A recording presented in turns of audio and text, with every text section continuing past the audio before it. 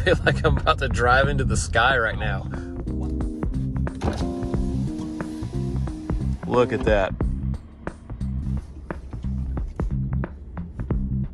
Holy cow.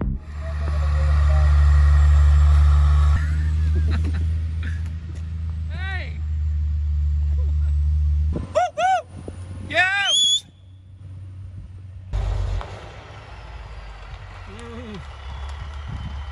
So do they give you like instructions on how to drive that thing before they just give it to you? You just give them a security deposit, they give you the machine. Good luck. Wow. You know? They know who you guys are? You're getting ready to find out. Yeah, seatbelt. What we're doing here is leveling it out perfect to nearly like an inch from level, the whole thing. And that'll make everything easier the whole way through the house, even though it doesn't really seem necessary. It was about 5 or 6 inches difference between the high point and the low point, and now it's an inch or so, which is way better.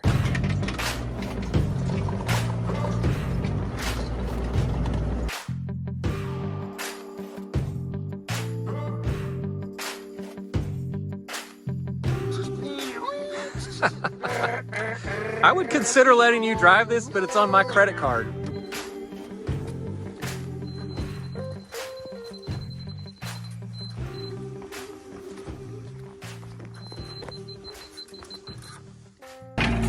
We're having to do a little more digging here. We pulled the diagonals and laid out the foundation, and this wall was gonna run from like 2 feet out to like bang right there into this dirt bank. So that's not gonna work. I gotta hand it to the guys that do this on super steep slopes with a machine, because it was real scary driving right up the edge of that, pushing this dirt. And it's not even that steep compared to a lot of stuff. So I'm just a sissy when it comes to this kind of stuff so far. Everybody stop working! I'm hungry. You eat a lot of apples, Ray? Yeah, apple a day.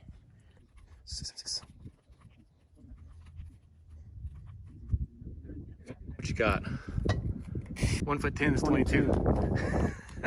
So we'll just mark for 24, because the teeth, I think, probably stick out an inch either side. Yeah. This is what we're going to use to gauge the widths off the string line. My rake. Oh, it's my rake. What? Sorry about that. Just paint it green. I don't care. There you go.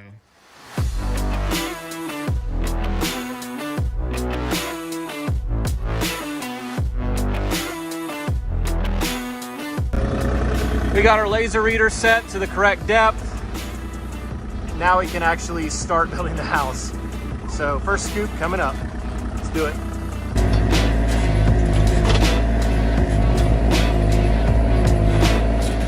We got a rotation going. Wheelbarrow man, shovel man, stick man. Jason said he did 40. 40 swapped. We've only been 10 feet. Because there's no backfill on this side. Like on this side, there's 8 feet of backfill on top of the footing. So the code here, the bottom of the footing has to be at least a foot below grade in this climate, much deeper in colder climates, so that the ground below it doesn't freeze and push the house up. Here's our porch piers marked. They're 9 foot on center, and they're 8 feet out from the house. We're gonna dig those next. Is that 2x2? That's a 2x2. We can do a 2x2, that'll be impressive. It might be a 3x3 by the time we're done.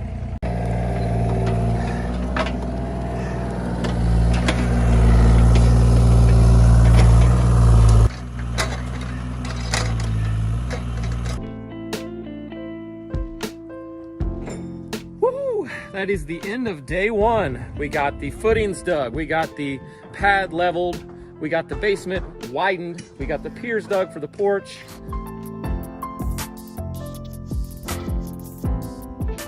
So today we're gonna be putting steel in the footings, we're gonna be adding grade pegs for the concrete, and we're also gonna be adding J-bars to reinforce the wall out of the footings, and a bunch of other stuff.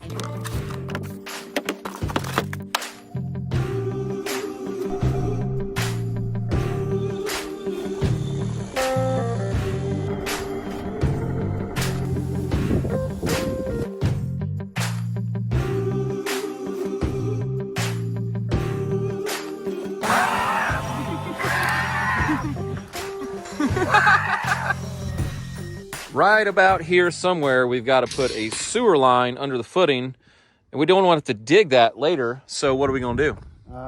I think first we should find out where the door's at. That's a good idea. Because you don't want to have the clean out coming out right outside your door. Real man of genius. And then... Not just a hat rack, but...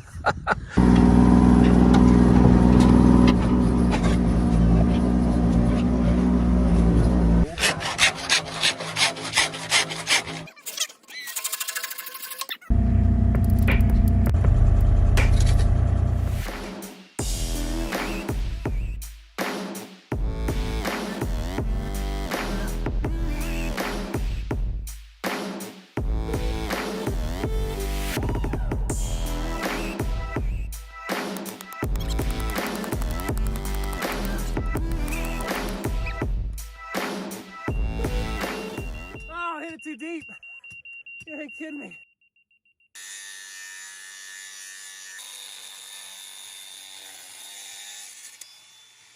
That doesn't look great over there.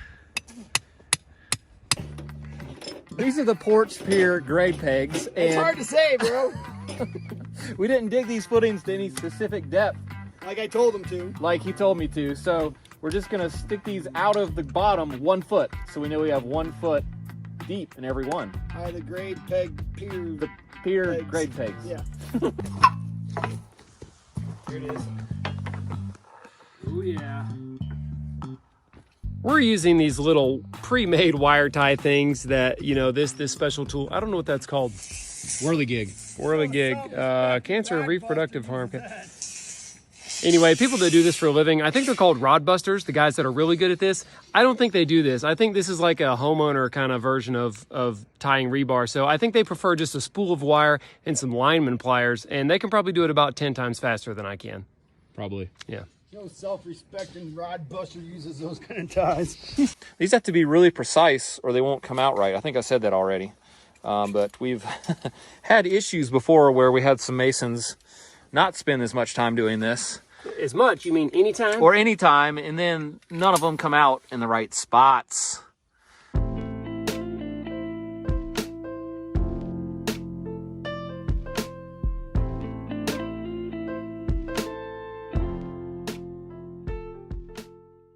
Ski resort. Well, look who beat me here this morning. Somebody that wanted to shovel worse than I did. Yeah. Here we're gonna slop that out. We did have 3 inches of rain. Was it 3 inches? I think so. Wow. I know it rained. I woke up and I heard it. What's going on there, Mr. Mustache? No shave November, bro. Men's Looks like you prostate. shaved right here, though. I shaved all this. I just left this. Just gotta leave your stash, bro. It's a conversation piece. I look like Johnny Depp, right?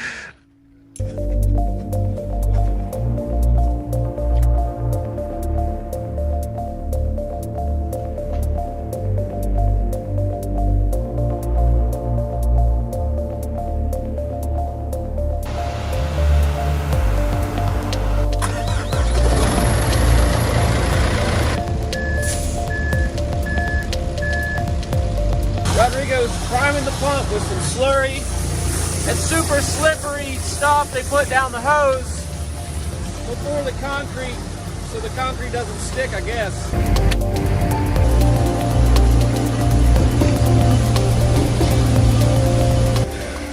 Shake and bake, use a rake. Yeah.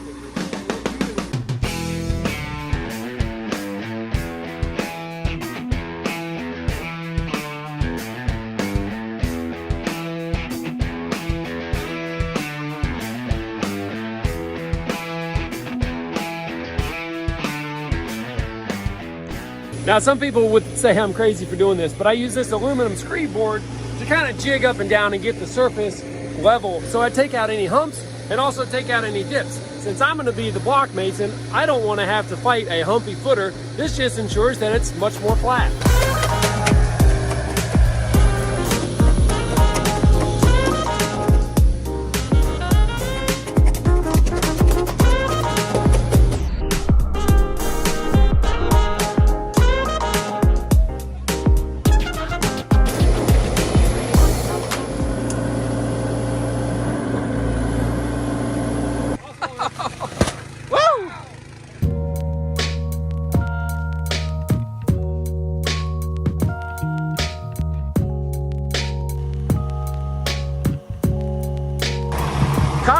blocks are huge, by the way. That's as high as I can reach. Nice job, bub.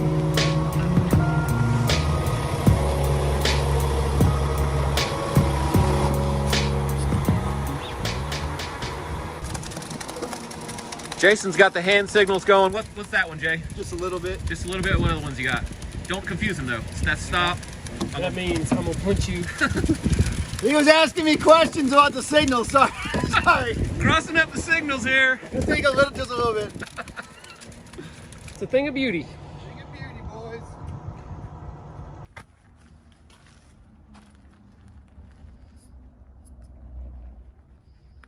I think you got it.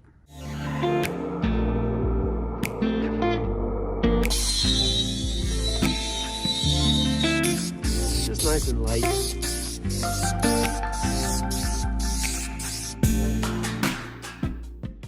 We'll do this way first, Ray. There you go. You like it. You love it? Good. Okay.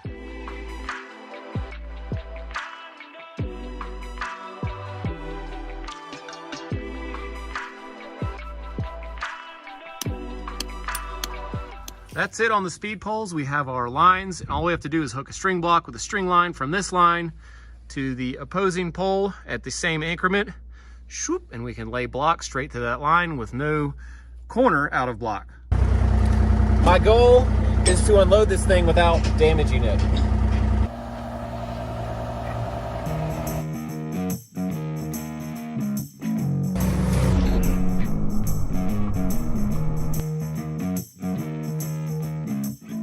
We're using a gravity feed system from our apple juice containers from Chile.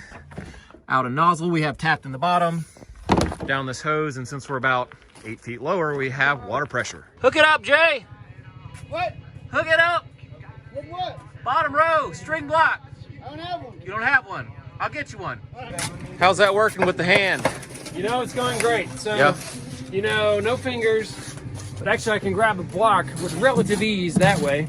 And luckily, normally when I set a block, I hold it like this in the center with my right hand, and I just use my other hand to just guide it into position, give it a little shake, and then tap it down. Awesome. Not bad.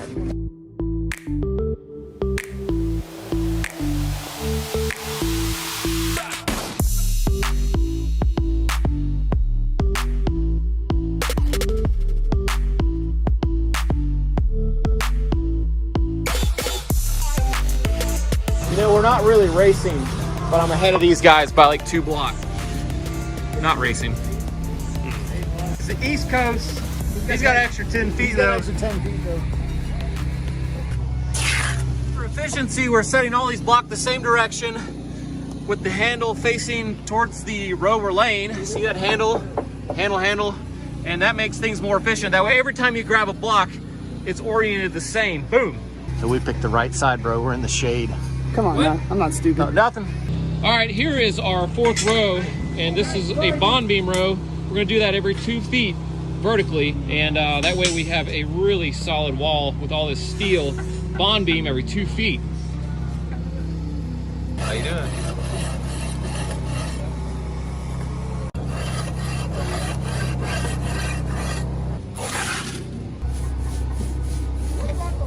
That's almost like a paintbrush, Ray. Yeah.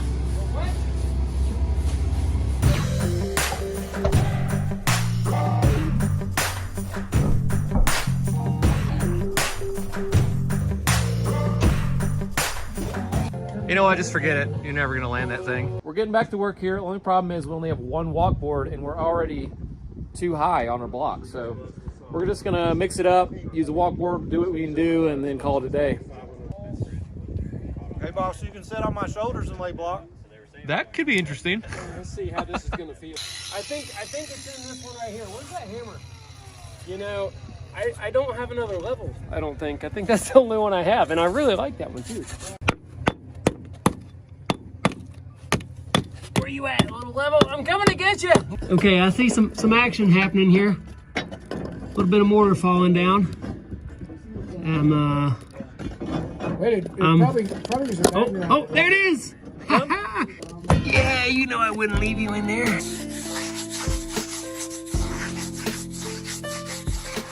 Okay, so we're gonna call it there. We got about 650 block laid today. Wow, my elbow's about to blow out.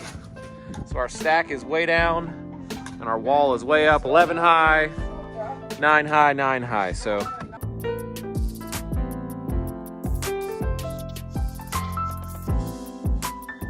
we're gonna go try to finish this basement today. Jamie's bringing the scaffolding. We got so high Friday that we were like out of ways to get up high enough to lay the block. So he's bringing all the scaffolding. We're gonna try to have another huge, like crushing it kind of day and just be done with the block. And it's cold, it's below freezing. But I'm ready. I was about to leave and I realized I never ate breakfast. What? You ready, boys? Ow! See you, bud. See you, Bob. Love you. Ski resort.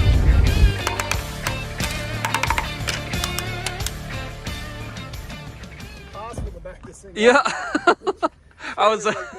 This long. It's like, yeah, I was gonna video you struggling, but No, you made the wise decision to just stop. no, I'll get it.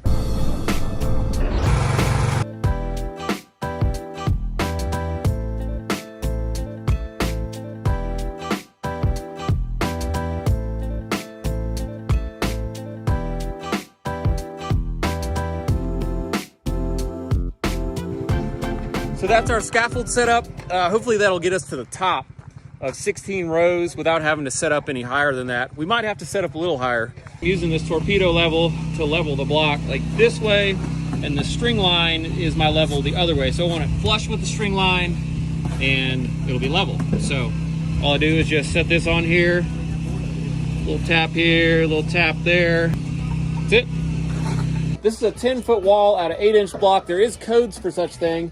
And the code here is number 6 steel every 32 inches. We don't want to do number 6 steel, so you have to have the same like width of steel, the diameter of the steel in the wall per section of wall. So we're going to do number 5 steel, which is 5/8 every 16 inches vertically. So this wall is going to have tons of steel and concrete in it to be able to hold this earth back right here. I'm not allowed to tell you all the math because it's top secret. What you have to do is multiply the area of a circle that's the size of your rebar and be sure that you have equal or greater amounts of rebar in the cross section when you change it to a different size. That was nice and quick. Yeah, that's good.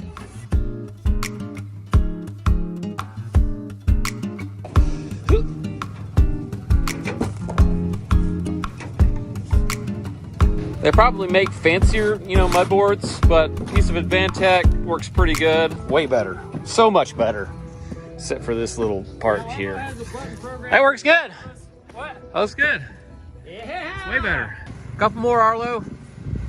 A few more. Yeah. Looking good.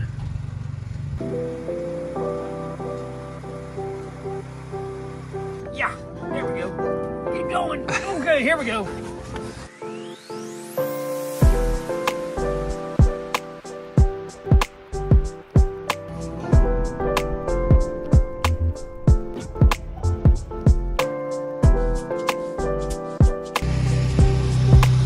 On the last row we can do with these poles.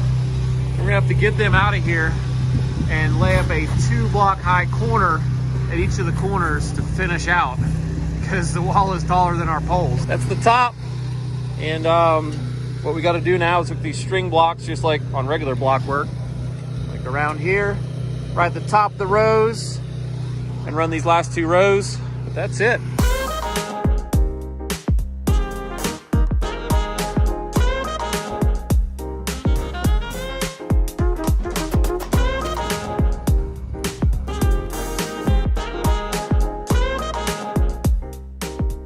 2 days of laying block. 2 hard days. I'm exhausted. My wrist hurts. My back hurts, but it's done. All right, Perk, we'll see you in the morning. Peace. About 10 or so. 10 o'clock. Got you.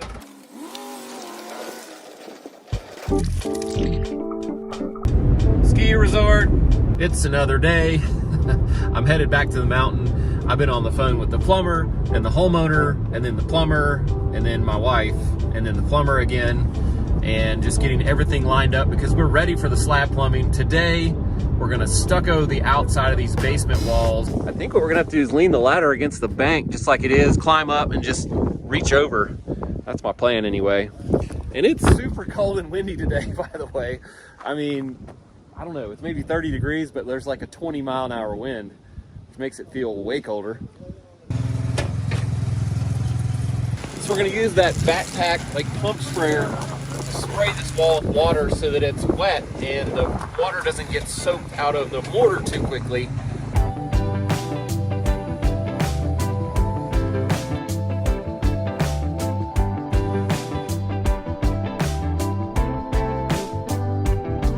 So here's the move.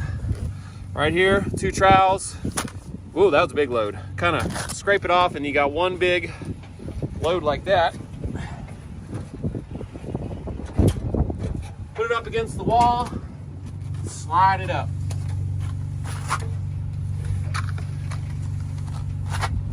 That's pretty much all there is to it, actually. You got it. You make the turn? Nope. Got that.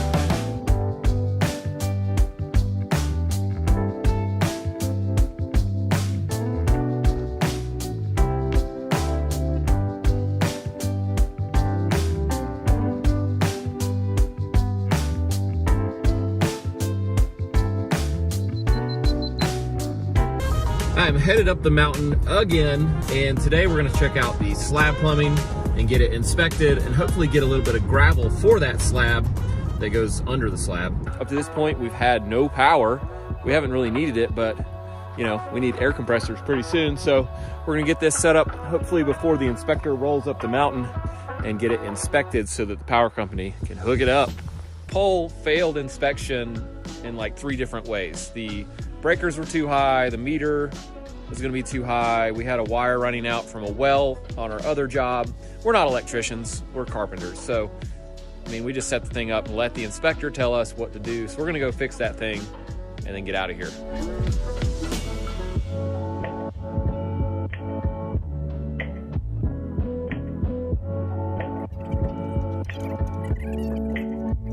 Before we get out of here today, we're gonna put the dirt back around the pipes because this is rocky soil. We wanna do that by hand. Make sure we don't have any big rocks right on top of any of these drain pipes because that can crush a drain pipe. So we're gonna smooth up, make sure that it's nice fill dirt, you know, right around the pipes. And that'll be it for today. It's Thursday, the 19th of November, 2020. I'm on the road again. We're gonna get the slab prep done.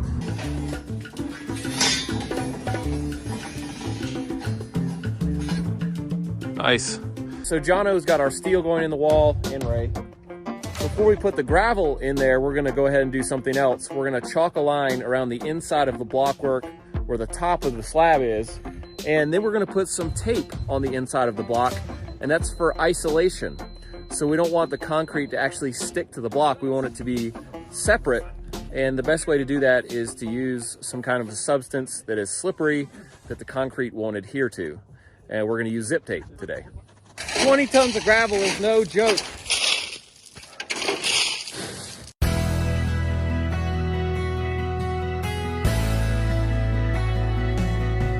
If you're a salesperson or an executive at John Deere or Bobcat or Carolina Cat or Kubota, Caterpillar, yeah, Carolina Cat. This is not our machine, by the way. Give us a call. We'd love to have like a track hoe. Now that we've got the gravel in, the next step is to set up some grade pegs for the slab that will represent the top surface of the slab. We're gonna do rebar pins on a 4-foot grid across this whole area.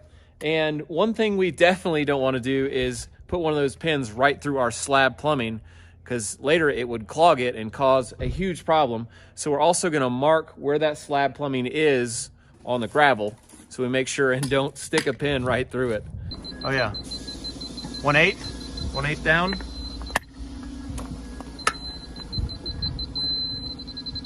Now it's saying perfect. 0/8. 0/8. That's all there is to it. Good job, guys. Yeah, man, I get 0/8. Here's these header block I was talking about for the front row. You can see that they're cut out so that the slab actually pours down in them.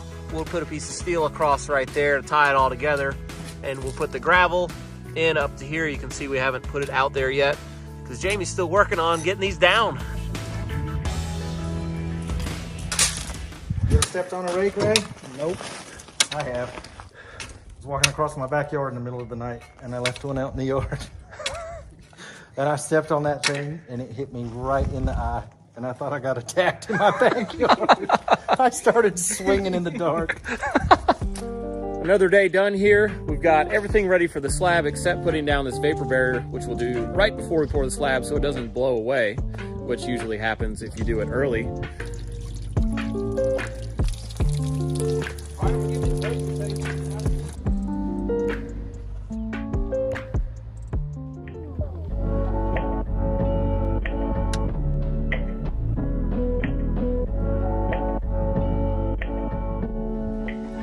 Back on the mountain, Jamie just called me. He's waiting at the rental place. They sent our power screed to the wrong store. They sent it to Cashier's, and where he is Silva, which is right over the top of those couple ridges, and Cashier's is like 2 more ridges over. So hopefully that's going to get there in time for him to get here in time. Otherwise, we're going to be hand screeding, which is not ideal. First thing I got to do is dig out some gravel to thicken the slab in a couple spots. Checked with the truss engineer, and he's got 2 load-bearing points on this truss system. So I'm going to dig those out and then get our vapor barrier down.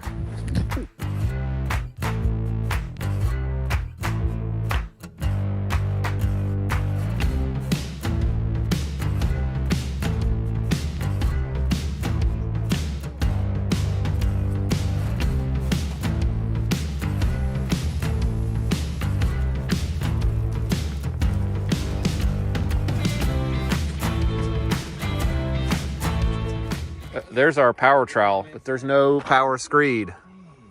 What happened, Jamie? They had a little mix-up, I guess, and forgot to get it for us.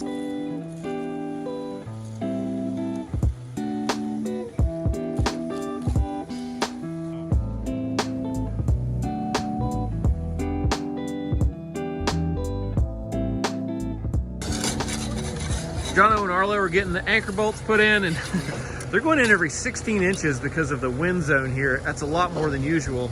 And they line up with all of our vertical rebar as well and lap, so it should be a really strong wall.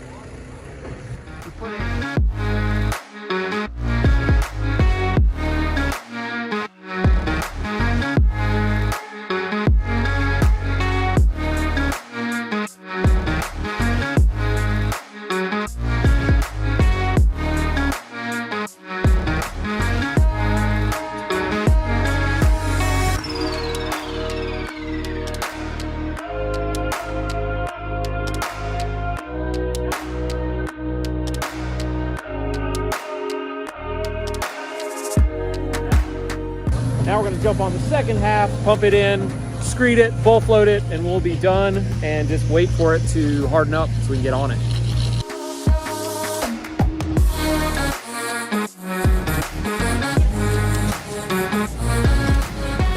Thanks, man. Appreciate it.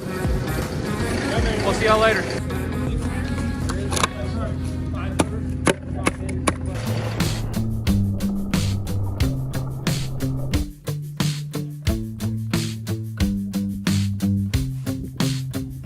You made it. I want to get around that plumbing. You want us to throw your lunch out there? Some other things I want to mention about the concrete here is that we poured it on about a 5.5 slump. And secondly, it has fiber additive, which is a reinforcement. And that's why we don't have steel in here, is that we used fiber reinforced concrete. And there's no heavy trucks or anything driving on this. It's just for a floor for their basement. And it's not the finished floor either. At some point, if they finish it, they will do some sort of a floating floor over top. Arlo's going to do a test for if we're ready to put the machine on. Let me see what you got, Arlo. Piece of pea gravel. He's going to toss the piece of pea gravel in the air. If it sticks in the concrete, ooh, I'd probably put it on. then we're not ready, but it bounced. Yeah.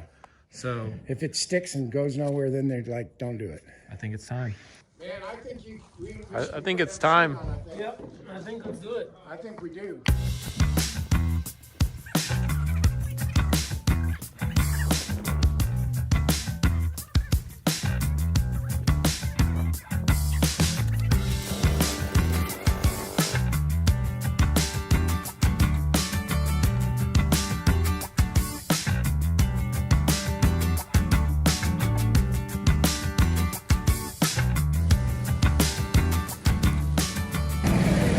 This is where I've gone around the edges with the hand trowel and sort of worked the cream to the top while it's still a little wet. This is too wet to get the machine on yet. And I've gone around this whole back. And so once the machine can get on there, the edges are done, because that thing won't get all the way to the edges the way it's designed.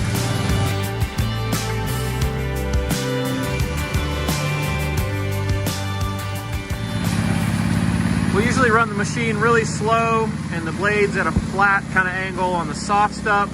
And as it gets harder, turn the speed up and turn the blades steeper so they have more bite, and they'll finish it off really hard and shiny and smooth. A little blackened.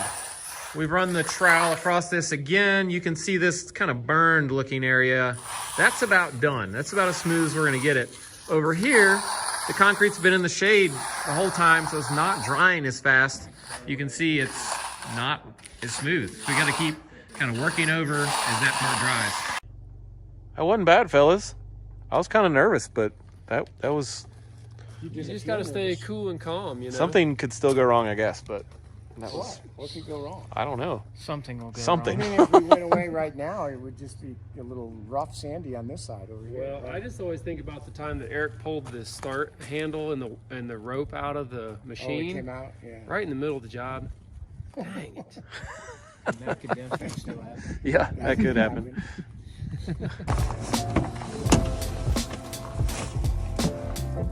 We're up on the mountain and it's way warmer up here, like at least 20 degrees warmer.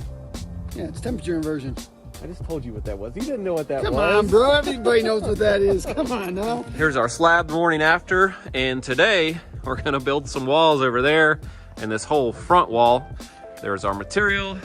This front wall has to be built out of 2x6, 16 inches on center, because it's carrying 2 floors and a roof load, so that's what the code says for a wall like that. And while we're looking at these plates, what I like to do is lay out all the openings first, all the king studs and all of the jacks, and then I'll come back in and fill in the studs. Since I've broken these plates on the 16-inch center, I can now just hook on the end of my plates and pull layout. We're gonna do 16 on center, so there's a 16, the red, and that one is a regular stud. So that's how I'm gonna do it. That makes it super easy. 4.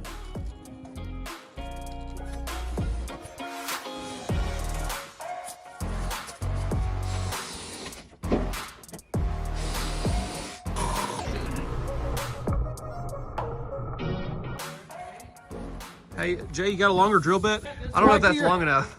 Talk to your brother, bro. He's like, this one will work. Like, what am I going through, 8x8?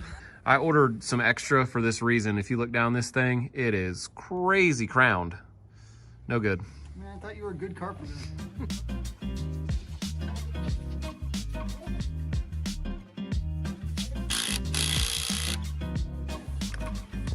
I've got this stack of wood up here. Instead of moving it to the sawhorses and then cutting it, I'm gonna cut it all off the stack, all the parts, and then throw them down there so we can build the wall super fast.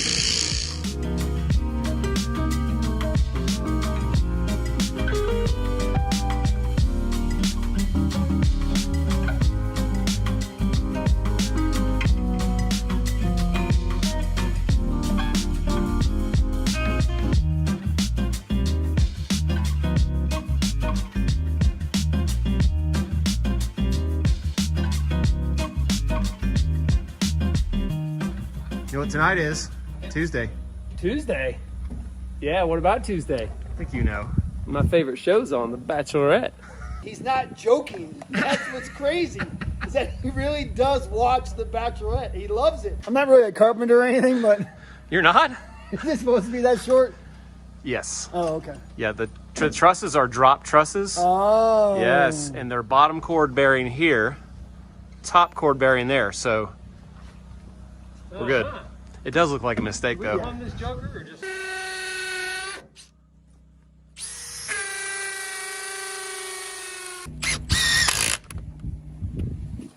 easy.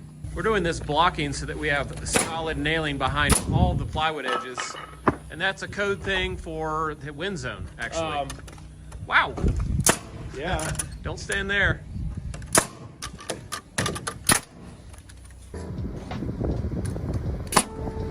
See that? Did you see that? Perfect. Oh, man.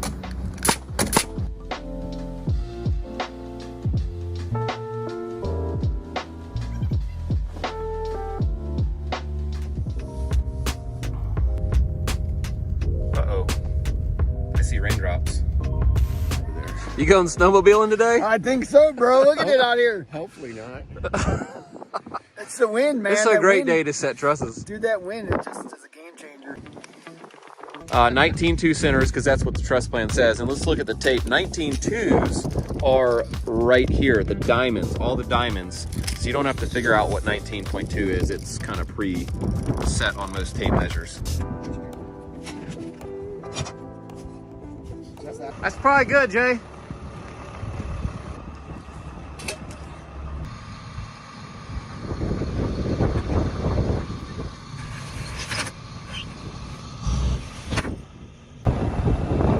Comes the subfloor delivery team.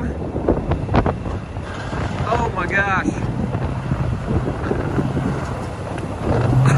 Holy crap. We got everything we need. We got the guys. Let's roll it. Thank you. Air gap, because that's not treated. So, good 1/4 inch.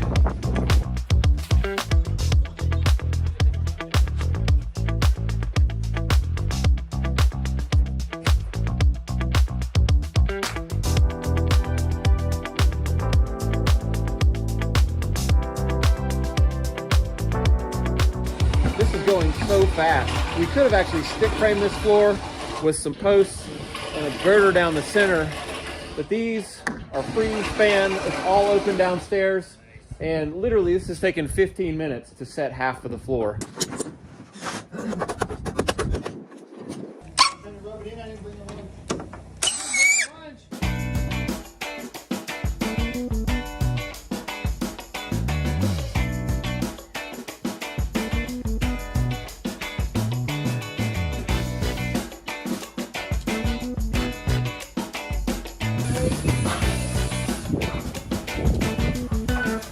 That's the hanger. A lot of nails.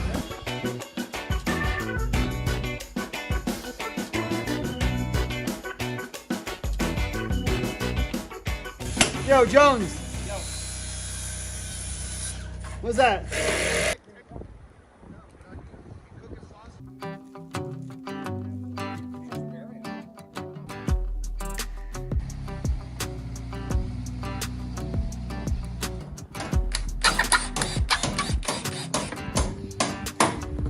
Let me show you why this layout board's a good idea. Here's how flimsy the trusses are out in the middle till you brace them off.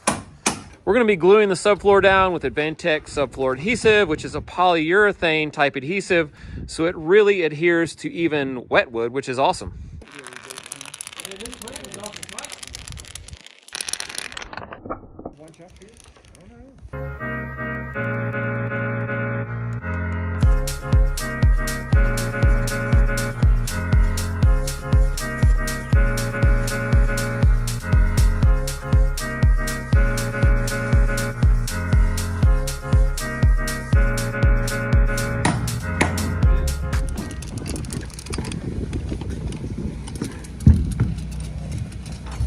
Can we get a reenactment? What just happened? So what I was doing is I was hitting the board to knock the plywood in, but I just missed like this, and my finger hit my suspenders there where all the blood's at, Oh, and just yeah. ripped it right there. That'll do it. That sounds kind of self-inflicted. It's one way to do it. Yeah. I think it's the sledgehammer's fault. It's not weighted properly.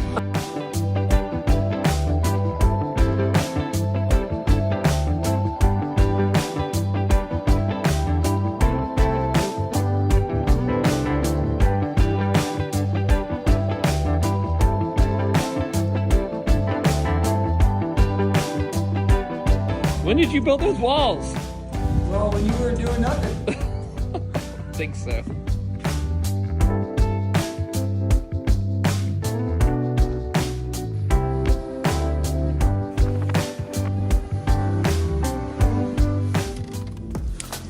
Okay. Woo!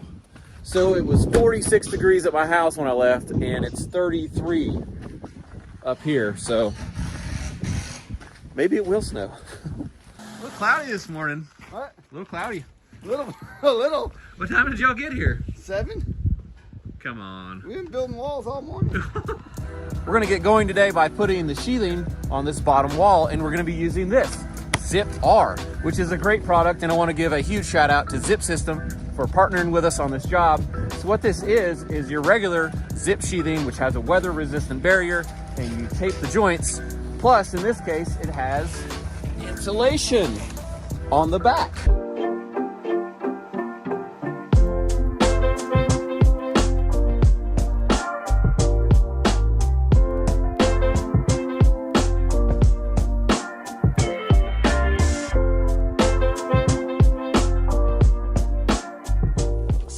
That. Why are you out of breath? My legs are on fire from squatting down and doing that. We got to do that all the way around the whole house. So I'm telling you, it's probably going to be a good $100 in nails or more just to shoot that rim board double row like that. Nice.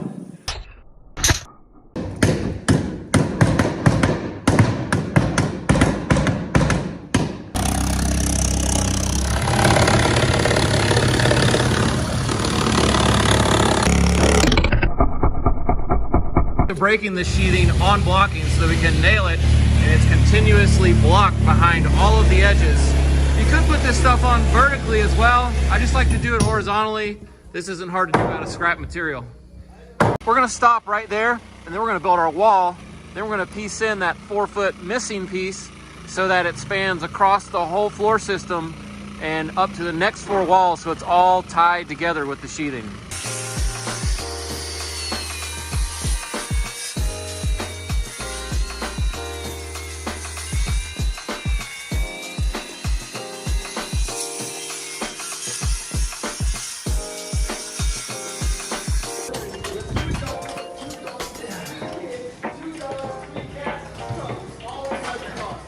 They all wear masks?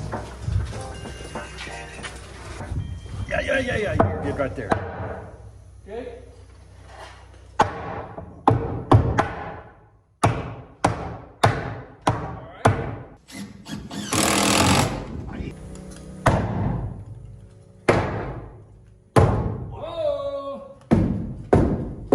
That's tight. That's a lot of air. You know, it doesn't sound like a lot, but I think it can barely keep up with that one leak.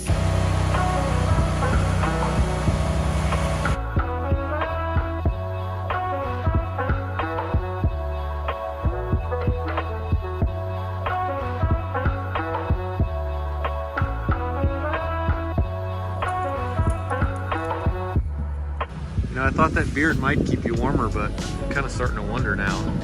Yeah. It's like holding the snow.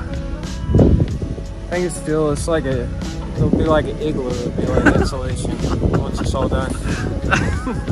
So I haven't done a video with the plans yet, so let's do a quick walkabout on the first floor. We can't really build anything right now because of the weather, so right here is gonna be the kitchen. And we're gonna have a 6-foot wide by 4-foot high window right here. Boom, view. Island in the kitchen, and then dining area here on the back. The main entryway is gonna be right there where the walkboard is. Then on over here, we're gonna have our living room area, fireplace right behind me on the wall, and then this is gonna be a small office / den. Stairs going upstairs here, obviously. Right here, we're gonna have a powder room and an entry closet. And that's it for the first floor. It's mostly open, like an open floor plan. Lots of windows facing the view, of course. Well, I was hoping the snow would hold off, but you can see it's sticking on all of our walk planks and on our deck here, so it's getting a little dangerous. It's a long way to the bottom off this thing, so just on account of safety more than anything, we're gonna call it for today. Well, as Ray jumps over the pit. Are you kidding me? On account of safety, we're gonna call it for today. That was for safety. That was for safety. Yeah, that was probably safer than that walkboard. So we're gonna get out of here. So we'll pick it up again tomorrow if we can get out here. It's supposed to snow up to a foot though, so I'm not sure. But anyway, thanks for building with us today, and we'll see you when we're back. Thanks for freezing with us.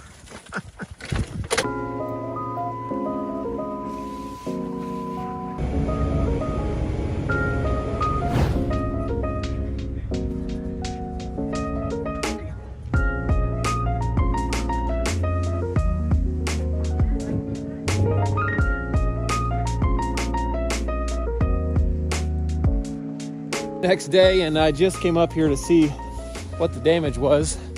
Looks like we got about 9 inches of snow. I'm gonna see if I can climb up here and get a pan around of the whole site. So it's really pretty, actually. Not great for working.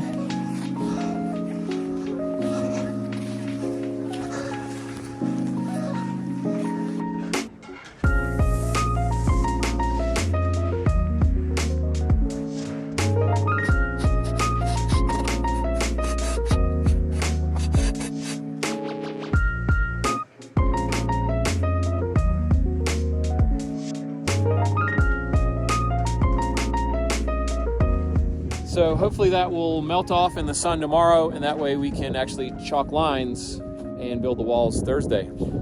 See ya.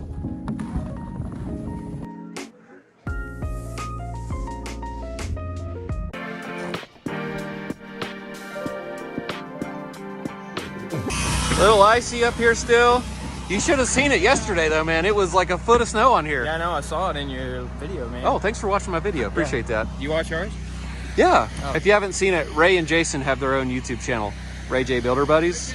It's my favorite channel. We're gonna get going by chalking some lines that will represent the inside edge of our walls, and it's dry, so we can actually do that.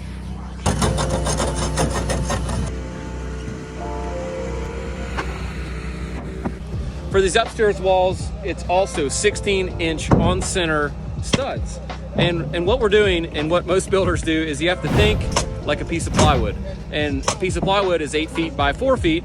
So where an 8-foot dimension ends or a 4-foot, you want to make sure that it's centered on a stud. So you don't have to cut any of the sheet goods or any of the inside sheet goods like your sheetrock.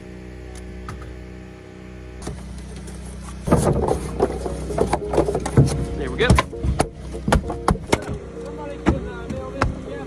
We've got this plate knocked down to our chalk line there. I'm gonna take a couple of these smooths. Don't wanna use Galvy ring shank because they're hard to get out. There you go, thank you, sir. Welcome, sir. We're gonna take these and toenail this bottom plate to our chalk line, and that will keep the bottom plate straight while we sheet, and it will also be a hinge. As this plate tips up, this nail will just sort of bend and the wall won't fall off the side.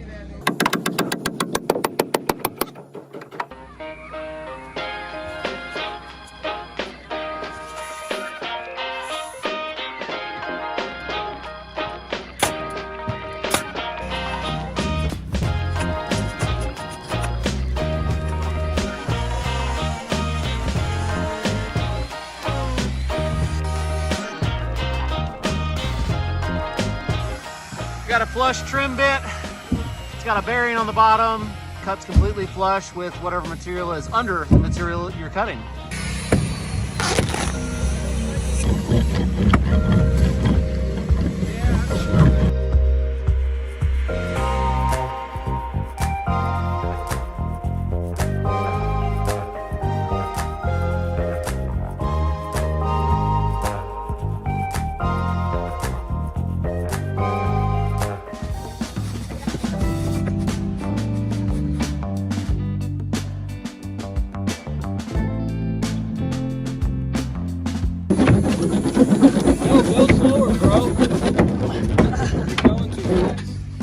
Never ever does it go too fast.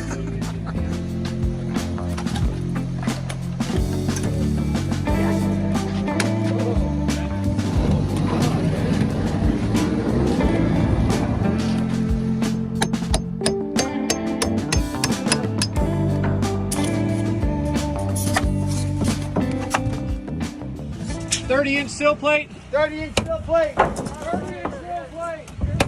30-inch steel plate. Yeah, thanks.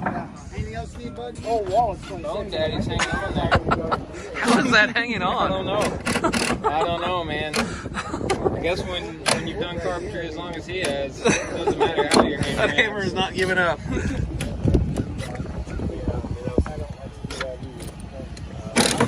It's going to be the new style. All carpenters are going to be doing that. Not true. You can actually hammer something in. Look at that. Look at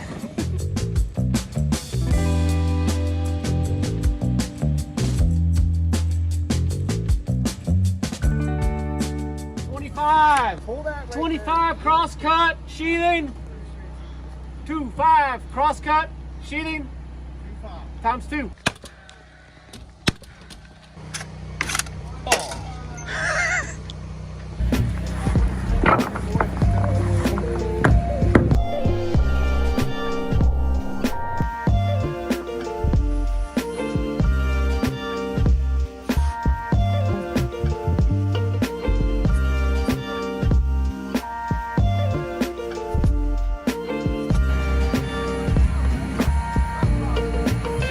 Got our last wall coming together, last exterior wall on this floor. In case you were wondering, these are 105 studs, 105 inches, gives you a 9-foot wall. The upper floor will be 8-foot walls. Watch out for the header, Ray. Get up there, okay? Keep going. Watch out for the header. Oh, I'm just dragging the wall, boys.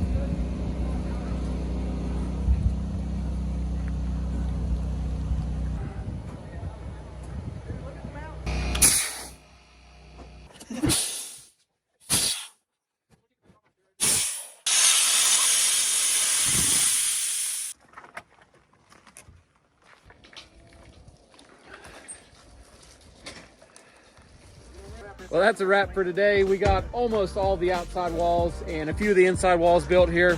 We're gonna head to the house and get warm.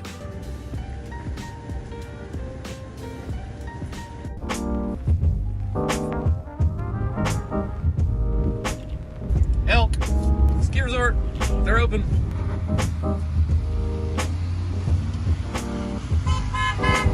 Woo! What do you think, boys? Yeah, I think it's gorgeous. We're gonna try to stick this one out. We'll try. Is it just me no, and it's just supposed the three of us? Probably. It's supposed to get worse throughout the day. Yeah. Wonderful. Awesome. Fabulous. These are going downhill. Well, I told them. No. Well, somebody stole our walkboard over the weekend. That's nice. Got that going for us. Coming up. There it is.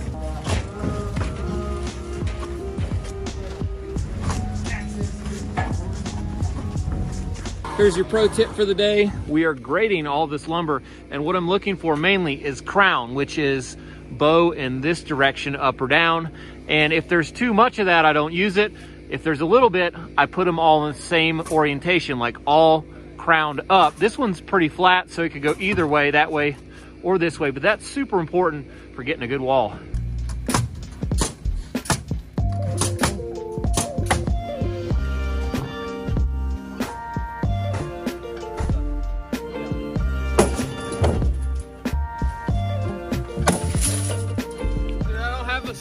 Mom. Oh, there it is. Wow. You all right? Yeah, I'm good.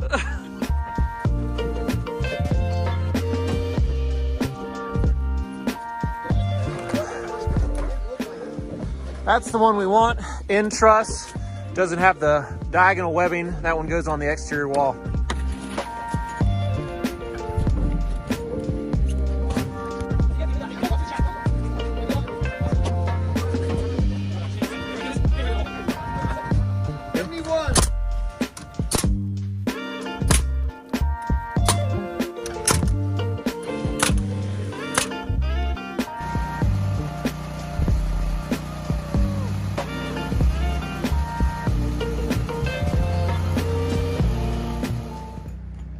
Oh, back in a little. That's good. You like it? Love it. I just got done talking to the fireplace guy. He said he had the flu this week. The fireplace guy? He had the flu? Exactly. What are the chances? Hope he didn't get fired. Yeah, well, I guess if he's feeling better, he's probably feeling pretty stoked.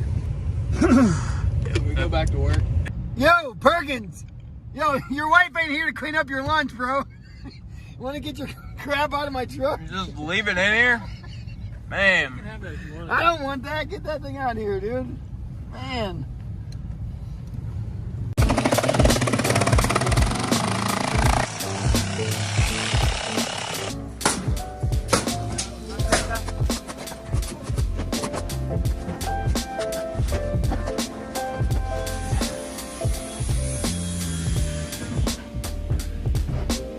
Nice.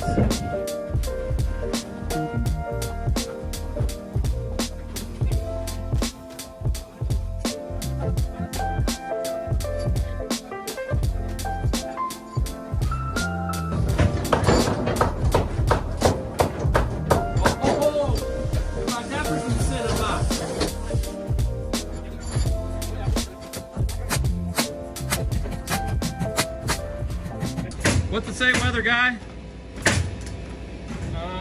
James Bond Jr. It ain't getting any better. It's only getting worse. Is it? Yeah.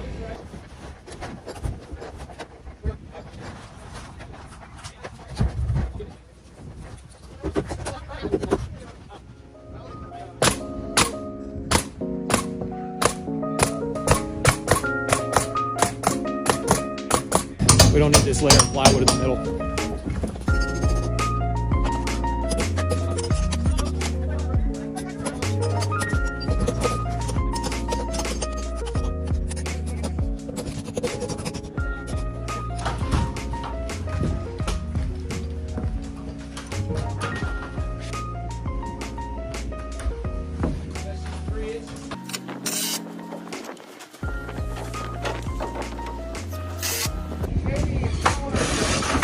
In order to strengthen these trusses and tie them together so they act more as a unit than individual trusses, we're gonna run these 2x6s vertically, shoot them into the vertical legs of the trusses really well.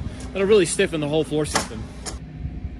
Yeah, I think it's about to come on in here. I think I'm gonna crawl my way down. Yep.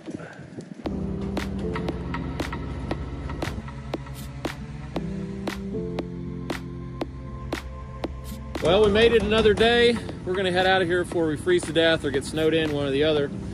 Thanks for building with us today, and we'll see you next time. Thanks for building with us. That was lame. Dude, Supposed to make fun of them, dude. Butts on the creek.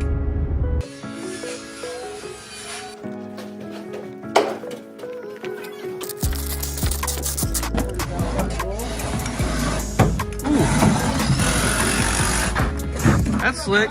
Oh my gosh. Yeah, it's like an ice skating rink in here. How the trusses feel. They feel good. Yeah, y'all Yeah. scrape them. Yep, they're ready to go. All right.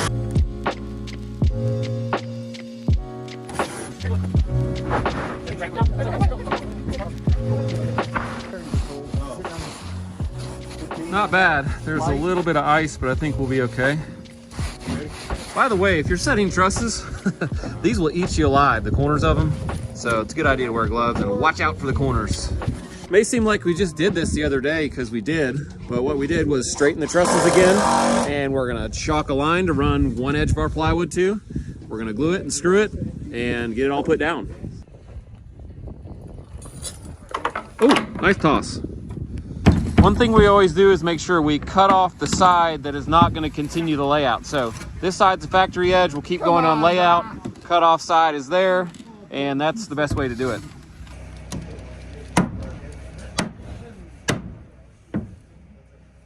3 hits all it takes, baby.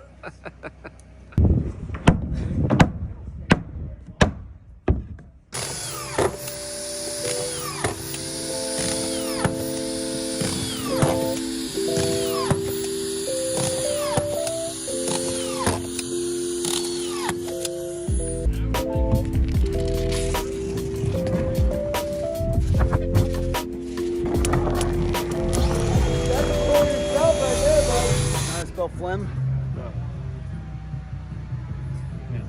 P-H-L-E-G-M is phlegm. Okay, here's your pro tip of the day, and it's got to do with cable management. You can see if you don't have this attached, it just wants to fall and pull your gun. It's really annoying.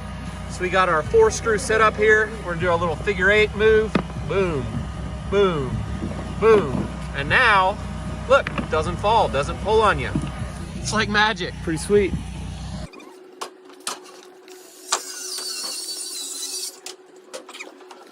So how is this stuff? It's mild. It's not You bad. like it. Well, it does say more than one drop is suicide, so No, it's more like a marinade. I don't trust you guys. All right.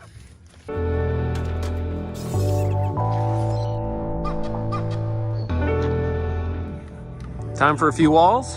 Hey, you get the box of screws? This is gonna get really tall, isn't it? There's a box of screws Wow. right inside the door.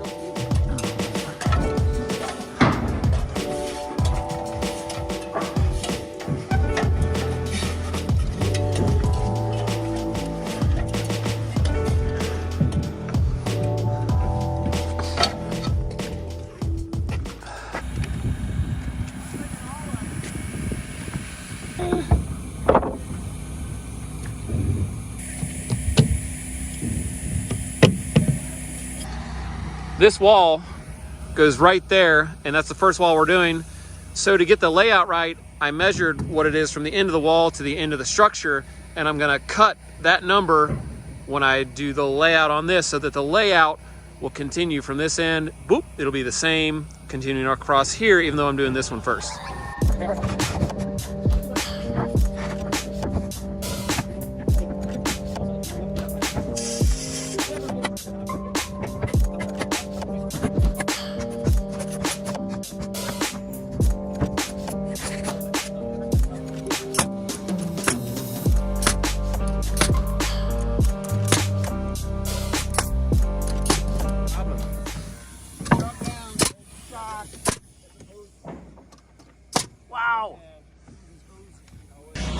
So the owner just swung by here and checked out his bedroom, which I'm standing in. He said, man, I'm kind of afraid of heights. I said, man, this is your bedroom. You better not be afraid of heights.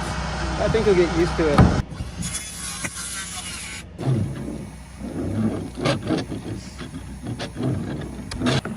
Jordan!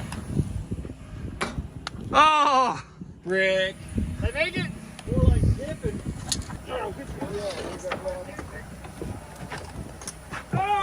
oh, suspender down. All right, get it.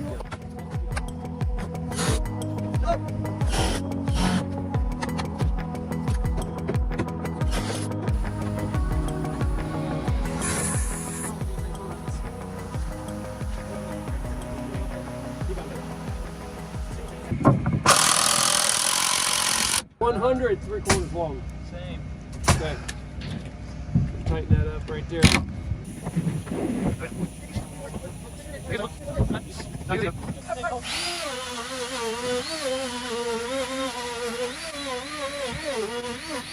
Heads up.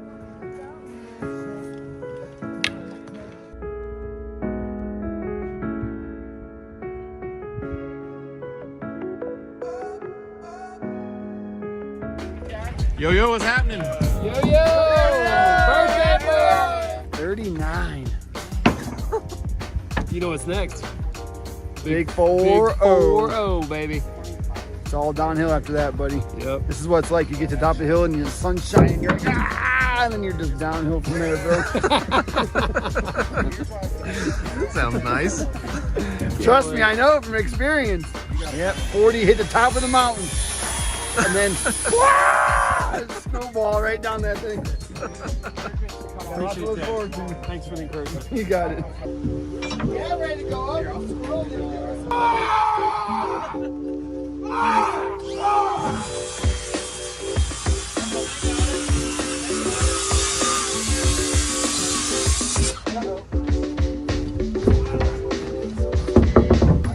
Who's shooting this? It's like a daddy long legs hanging out of there. Well, Jamie brought 9-inch nails to put through this plywood. One thing about working in an area like this is that we have to constantly shuffle our cut stations around because walls, when you're building them, take up a lot of space on the floor. So we kind of just shuffle and shift.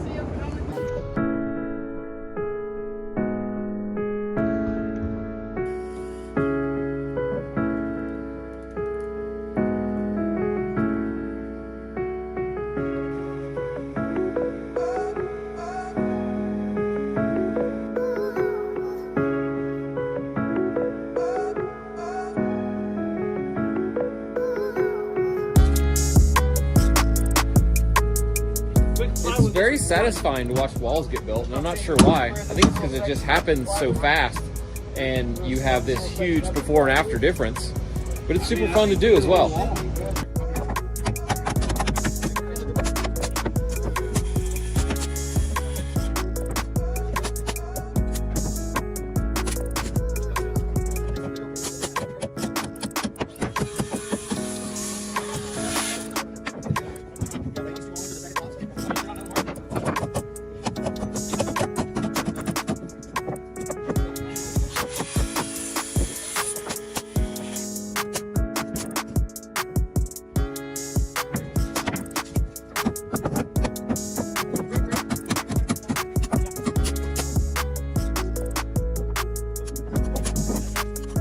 This header is a double flat 2x4, whereas these headers are 2x10s with a 2x4 underneath.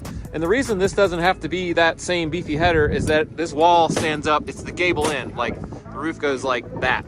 And so that's not load bearing. The truss will be completely plywooded above it and be rigid, and so there won't be any weight bearing on that. That's the reason.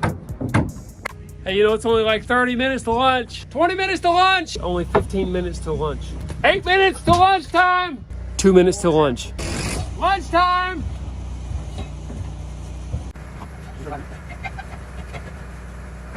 I'm not doing that crazy hot sauce again. It's gone. I brought my own today. Look, he turns 39, he turns into a sissy.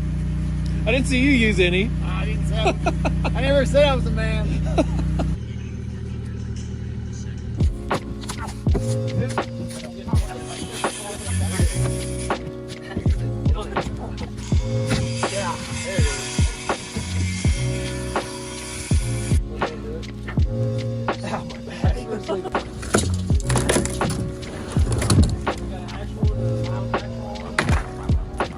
Okay, we're gonna stand it up, then I'll finish remodeling that. This is supposed to be 54 inch, not 36.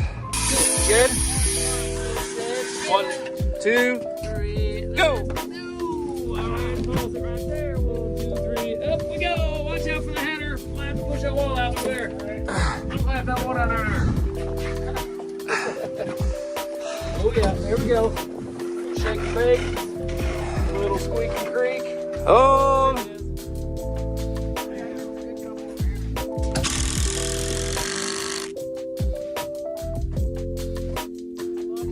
The other day how we tacked the plates down with the toenail and how it acts like a hinge and it just sort of bends. That's it. Then we pull it out.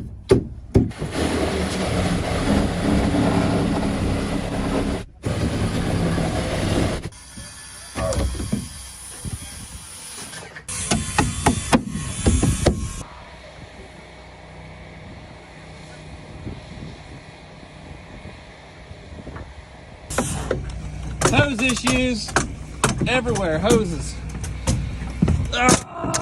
Okay, this is the last exterior wall. Getting done. I'm telling you, it looks exactly like a postcard out that window. You're in the middle of a postcard.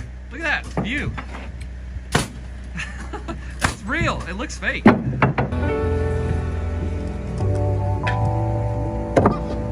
I'm good.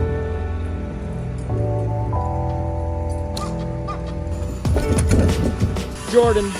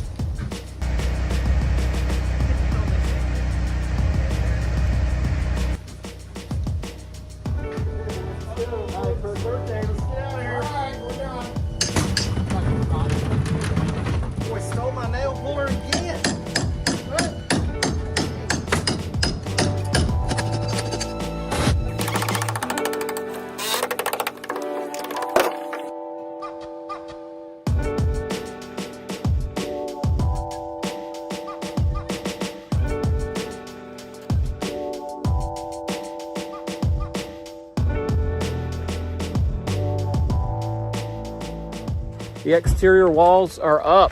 That's awesome.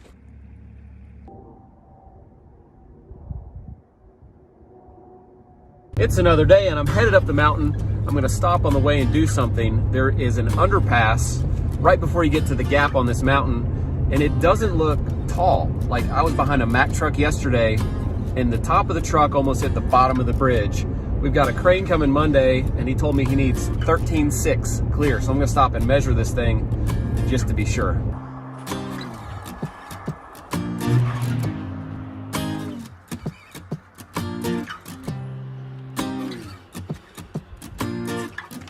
Well, I think it's gonna work. I measured up to my eyeballs and then I measured down from the bridge to my eyeballs and added it up, and it looks like it's about 14 feet. The crane is 13.6. So I'm gonna call the guy and see if he's okay with that. So Arlo, looks like you were the cut man yesterday, huh? Absolutely. Here, we got that right there, Man glitter. and then we got right here. All the snow that Eric shoveled off the main level went down the hole into the basement. Well, now it's all on the way still, and it's been like a week. So Arlo's being the snow shoveler guy. Man, you could make like a snowman out of that much snow.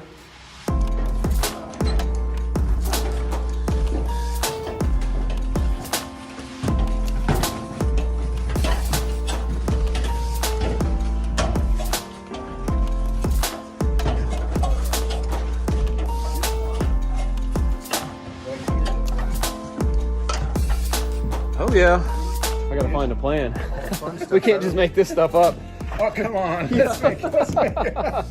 So our first step is to snap the lines, chalk lines. You chalk it up. Y'all know like Tajima brand chalk box. You see that? Lives a nice little thin line, and he's got the Star Wars edition, black and white. Okay, let's talk about the general layout of this upstairs. We have master bedroom, postcard view, second bedroom, postcard view, third bedroom, postcard view, bathroom, walk-in closet, and then this is the rest of the master suite. Bathroom, walk-in closet, and the laundry is actually in this walk-in closet because it's huge, and that's what they wanted, so that's what we're doing. Try to shake your head no and say yes. Yes. No. No. You can't even do it. Try again. It's hard. Yes. There you go. You got it.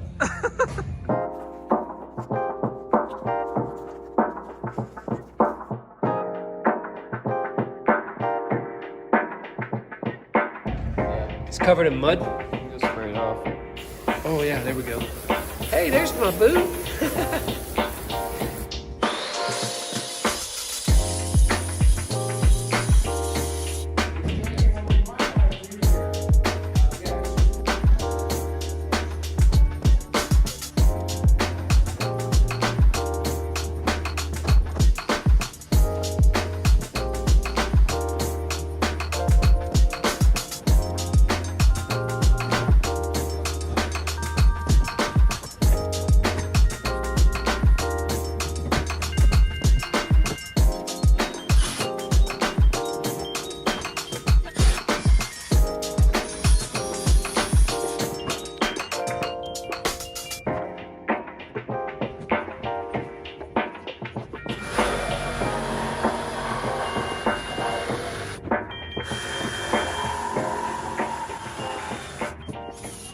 Your turn, Ray.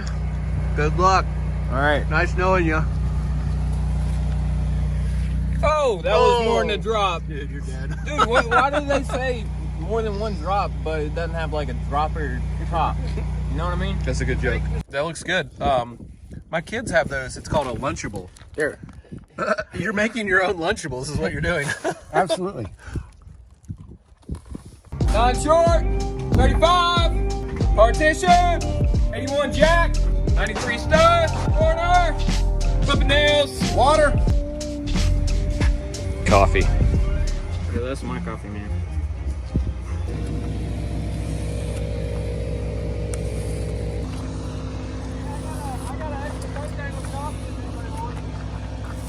Here's a look at our landing and looking up. Wow. Looking at the sky. That's what you got to get to is up there. It's no big deal. You got it. We'll be up there this evening. Oh yeah.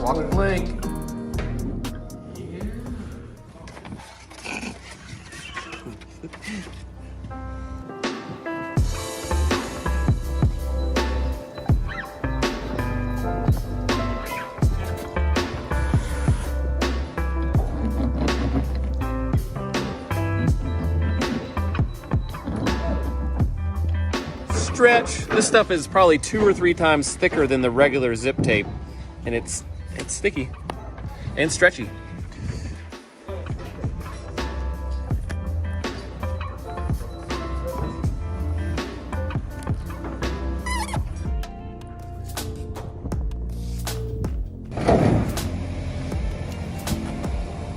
See you, Ray.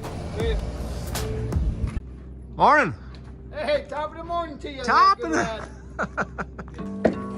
Big day today. We're gonna finish the upstairs walls, double top plate, set a couple of these little girder trusses that the big trusses will butt into over a section before the crane gets here.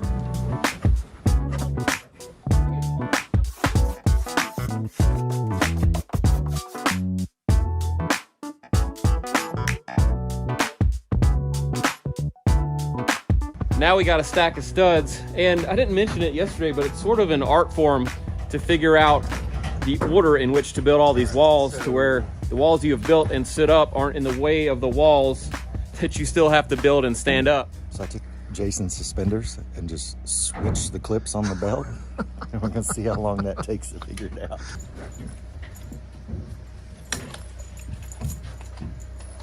Hello.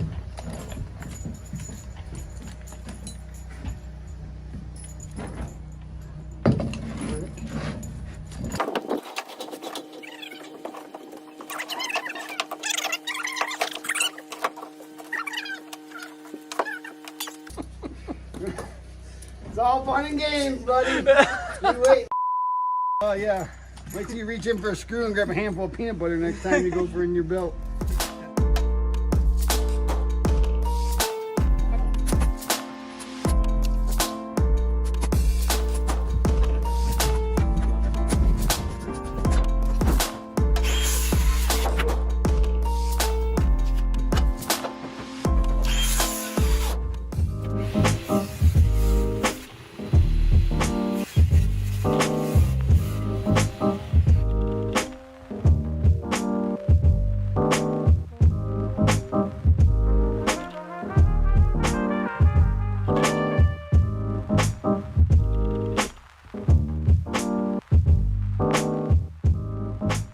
We got your pro tip of the day. Don't listen to the boss because he doesn't look at the plans.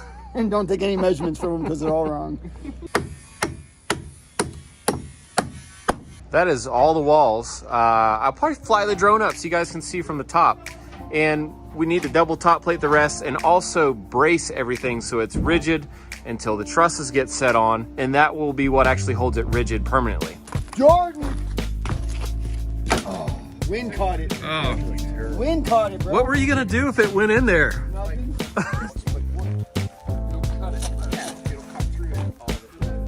You must have played baseball. Dude, I'm a 5'6" white guy. You think I play a lot of basketball? It is Friday afternoon, but we gotta lay these plates out. The crane's coming Monday, guys. 2 foot on center. You can pull from either end because it's a 36. It's an even 2 foot. So you can hook that end either way. Lay out for the trusses. They're 1.5 inches wide. Another thing I like to do before we set the trusses is just go around with a big level, check that everything's plumb, and check that everything feels rigid. Like if you shake the walls and they move around, that means you need a diagonal brace to hold it where you want it until the trusses are set and attached to the top of the walls. Jono, leave that one. Go to the next brace down. Needs to go out just a little bit. I'm talking like 1/4 inch, and I think we'll call it good. Pull in a little bit. Yep. 6 and 15? 6 and 15. Okay.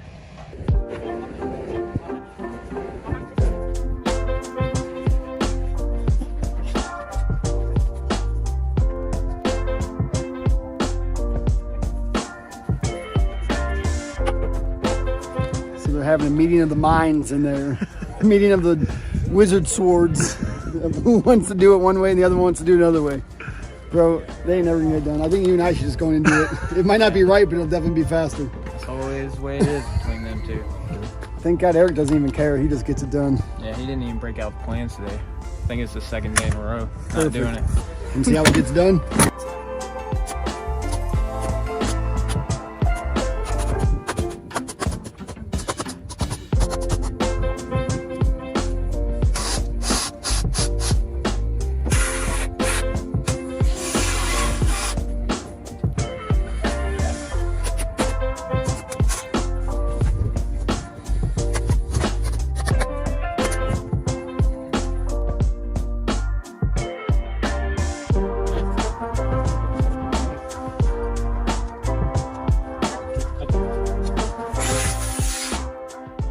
due to the wind zone here, you cannot do more than a 1 foot overhang without an engineer stamp.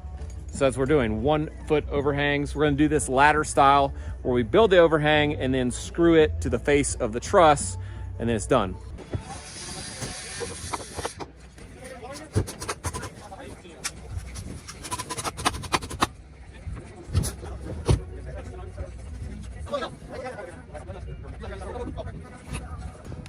Woo! We're done, man. Time to go get a beer. Nope, we gotta do that one. Come on! We didn't get everything done, but that's okay. We did get the upstairs walls done, and we're ready for the crane for Monday. That's what matters.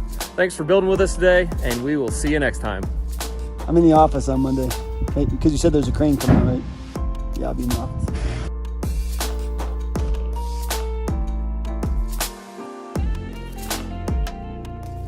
Hey, Jono. I'm still en route to work, but I just talked to the crane company, and they said it's a no-go. So on account of the wind, they've had to shut some other jobs down. They've got some men out sick, and basically, even though we have this spot reserved, it's not gonna happen today. So I'm gonna head on up the mountain anyways, and I guess we'll start building the deck. Ski resort. You guys ready to set some trusses? Ready to do something. That crane. It's snowing. Well, That crane's still coming, right? no, What's up, homeboy? You say no? correct. All right, you're kidding me, right? No, It's not coming? no. They It's just not. called me. Pretty cool rainbow this morning. Hey, that ridge. There. That's so weird. I'm gonna teach you that.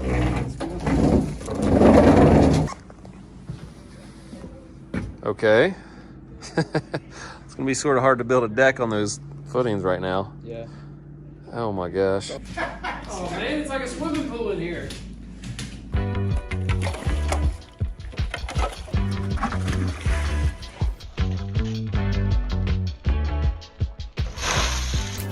Jono's trying something here. He's gonna try to get a siphon going out of that one. Right there. Look at that! Nice! Oh, Steve!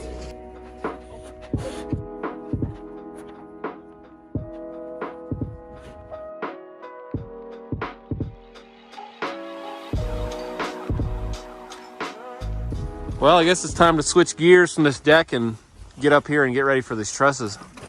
As in switch gears, you mean like take it out of neutral? Yeah. Because that's what you've been in all morning. Since we've got a lull coming and not a crane, we're gonna have to just shoot the trusses up with the lull and then lay them flat and drag them out to where they go, then stand them up again because the lull can't reach to the center of the structure like a crane. And to do that, I'm gonna need a couple walk boards run down the center of the structure, like below the wall plate, so we can walk on that to drag the trusses. So that's what we're gonna set up right now.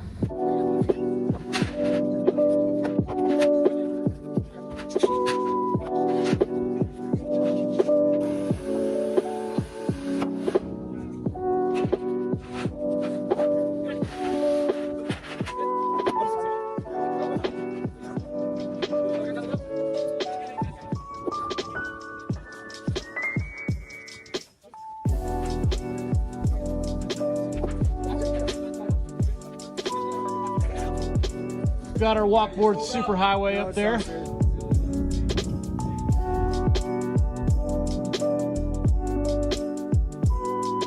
I've only actually set trusses one time with a lull. Every other time it's been with a crane. So I'm not exactly sure, you know, what we're gonna do. We're gonna figure it out.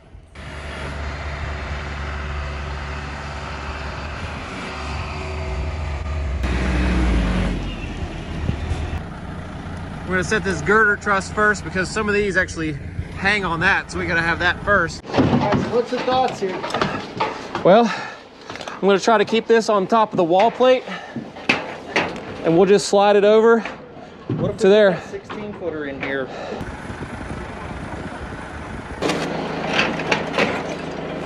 Let's go. Ready? 1, 2, 3. Bingo.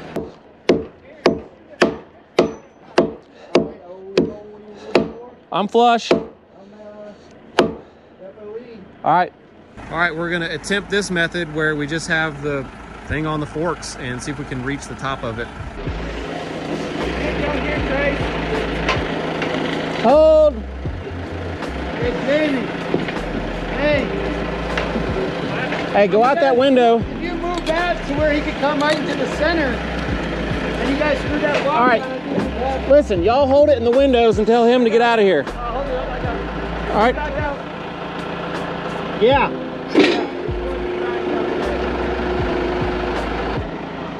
All right, we're gonna flip it up. I think I'm gonna step We through. got it. All right, step over. Actually, what I'm gonna do is get on this end.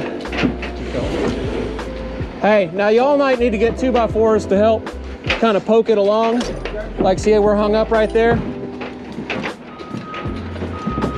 Yep. All right, let it go. All right. We'll take her downtown. Okay. Watch out for this guy. Yep.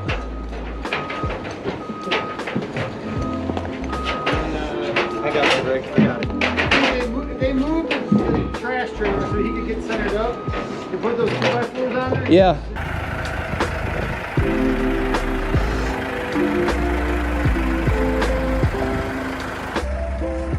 Okay, method number 2. Got a strap attached to the peak. This might be easier.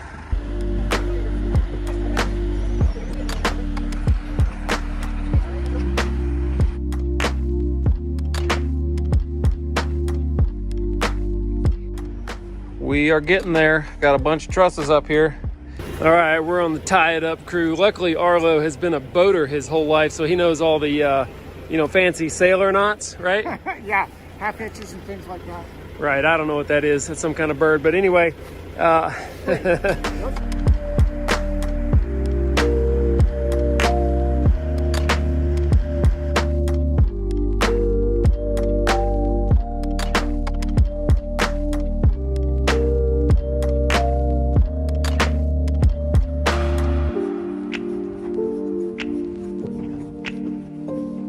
Got all the common trusses up here. Now we're going for the gable end trusses. They're going to be heavier and a little more awkward.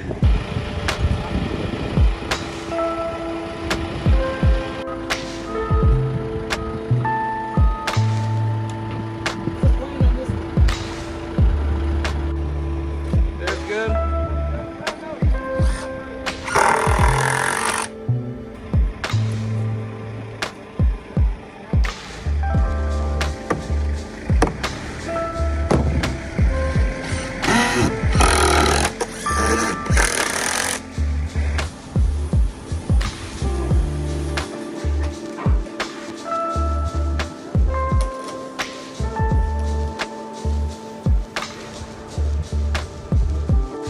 Okay, we're standing these up. Starting at the end, we just got the last truss up.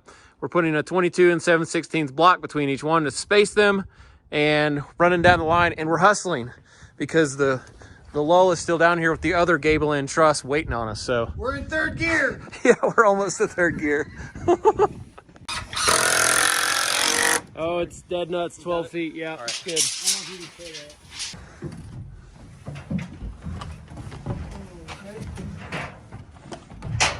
It needs to come your way Okay. a little bit. I don't know if it's possible to pull on it. Yeah, I'm sure I can get a little bit. There it is.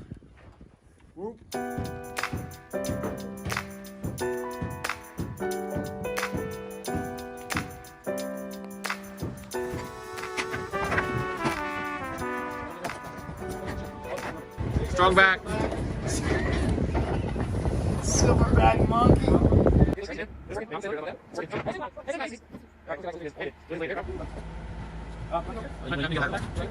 Touch. All right. Now, are we pretty centered up?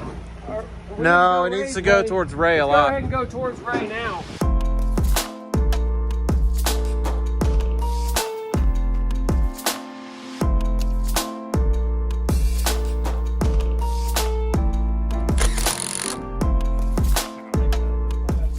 Loose it and bop it. Let's see. Choke. Check. Start. Today, you're gonna watch this stack of lumber become a deck right there. I hope. anyways, never know. Here's the gist of what we're doing. We're putting 8x8 posts on brackets that are bolted down with 2 5/8 bolts to the footing, so it doesn't fly away, I guess. We're gonna bolt a band to the house, and then we're gonna set a girder across the top of all those posts. It's 3-ply, 2x10, and then we'll connect the girder and the band with joists, also 2x10s, every 16 inches. Yo, you having a little problem there?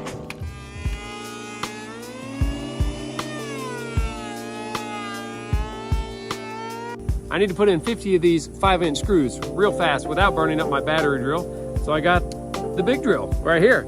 Look at that.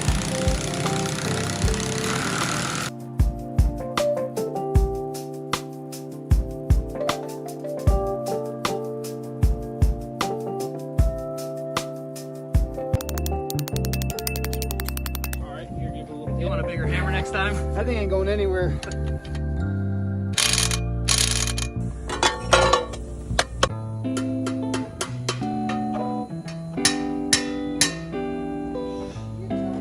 See, the beauty of making so many mistakes all the time is that you can play jokes on these guys all the time, because I told him I forgot these big washers, and of course he believed me because I usually forget them, but I didn't.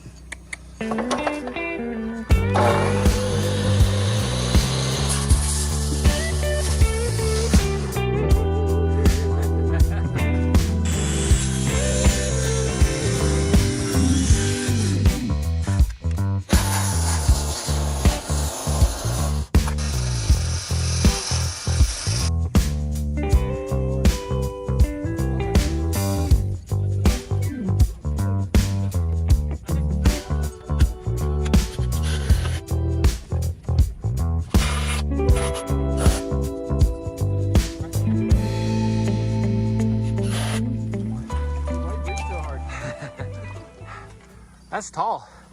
Holy cow.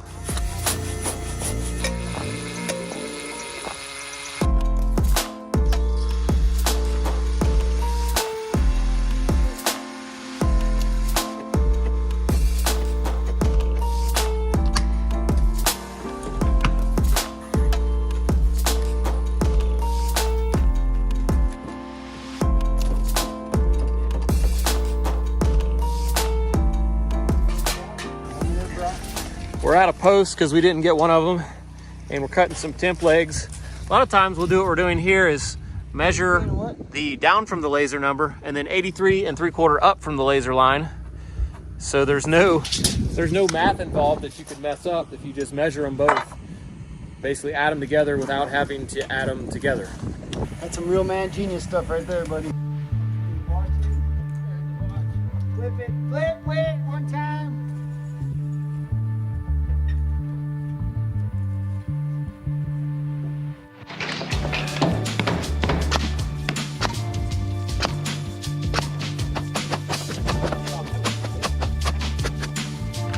I said we better keep on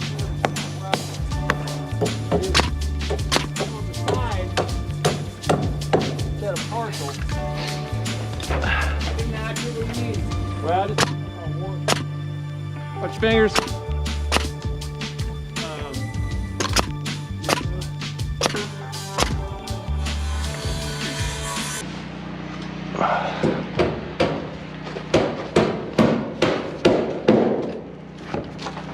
Hold on. Good.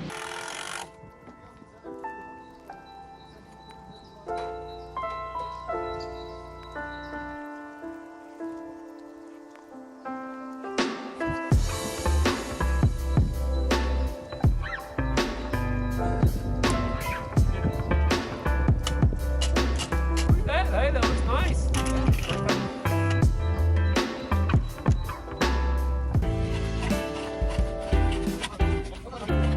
This is awesome to do at 8 o'clock in the morning when it's snowing outside. I couldn't think of anything better to be doing.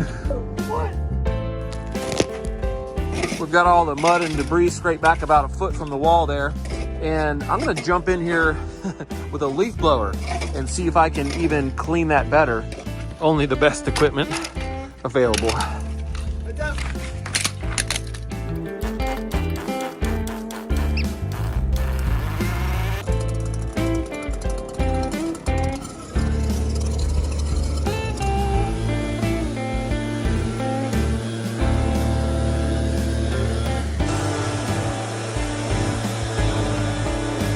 Got a little dirty there, man.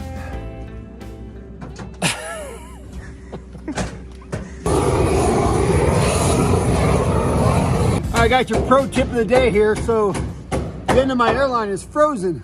The thing won't move. So what do you have a lot of? Hot air, baby. So here you go. Just put your hands around like this. Get you some hot air in there. Boom. Booyah. I don't understand the weather. We're at 0% chance of anything. It's snowing like all day. Time for a new weather app. Oh, I've been waiting for this site. That's the power company. No more generator, I hope after today.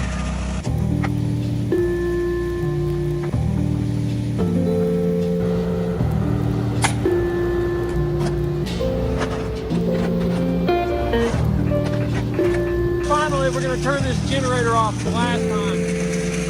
Yay! Oh, wow.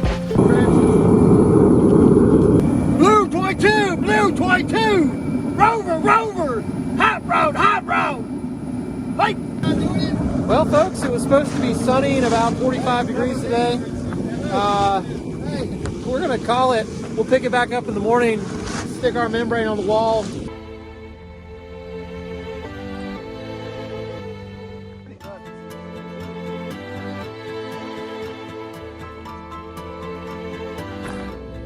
All right, we're back on the mountain, and it's cold, but the weather is way better today. Like, the sun's out, it's not a blizzard. Well, here's the good news. That cold, dry air dried our wall out completely. So no more flamethrower today. Dang, man. I was really looking forward to that. Yeah, Staying warm. The 10-degree weather dried out our wall. Great story.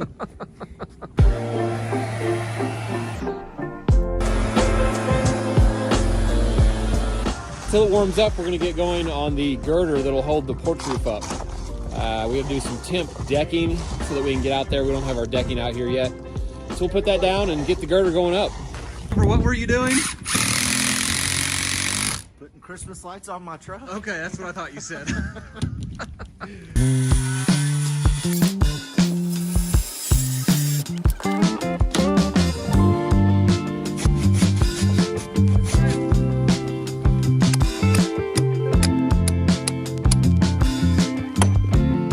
Is that your pro tip of the day? Sure.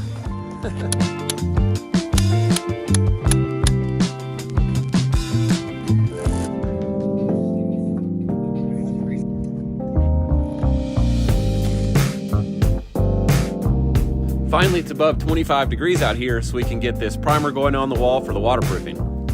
Yo, you spraying for bugs?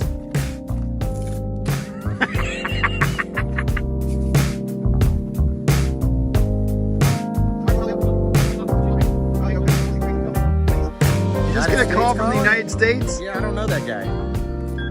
Oh, you're important. Here's a good pro tip for you working with this bituthane membrane.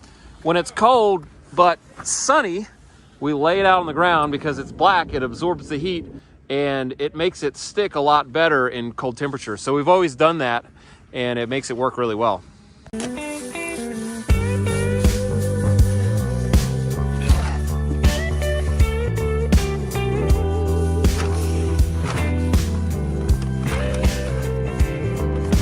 On this last bit, if it sticks to itself, Yeah.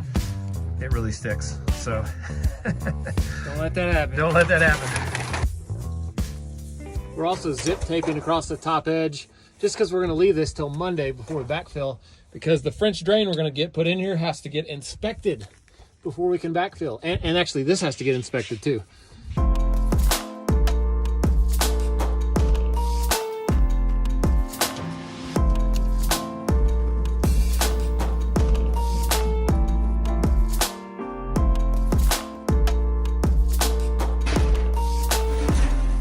Hey, Bootsy Collins, can you shake a little more dirt in my face? I'm trying, bro.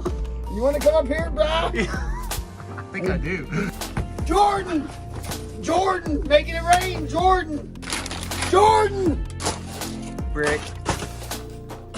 That definitely was not Jordan.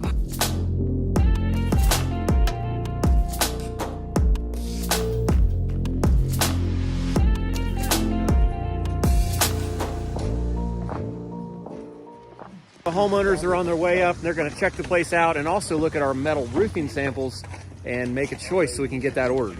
All right. So we've got painted or Galvalume. They're both kind of frozen. What do you think? Painted. You like the painted?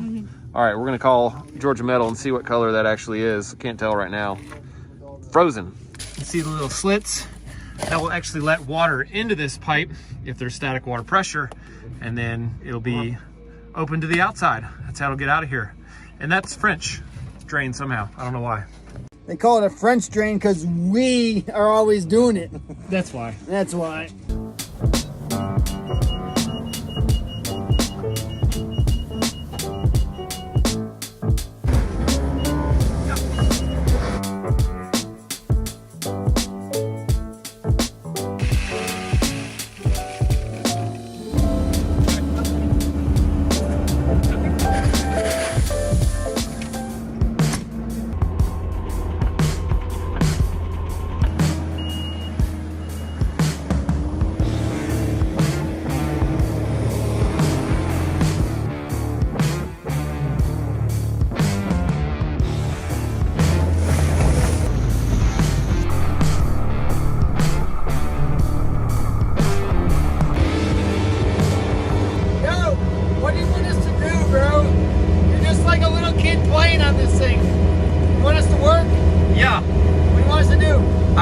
I'm busy driving this thing.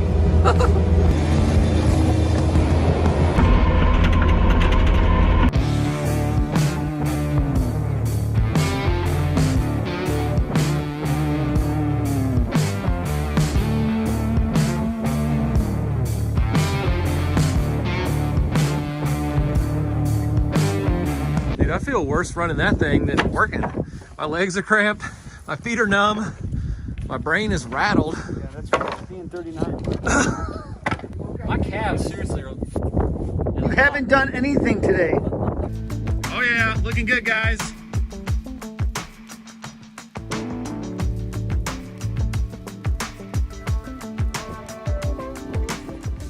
So this is our roof sheathing zip system, and it's thicker, 5/8, so it's nice and stiff for the roof. Basically the same stuff as the green board, except 5/8 instead of 7/16.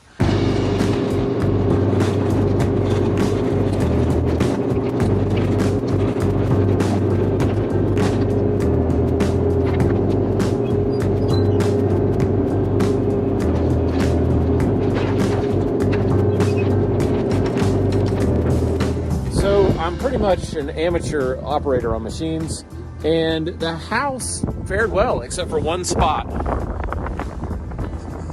right there. I hit the sheathing with a bucket. So all in all though, it's still standing, and I'm pretty proud of getting that done actually. No, not a thing. Good thing Arlen's wide shoulders. Whoa! Look at this thing. Hello, hello.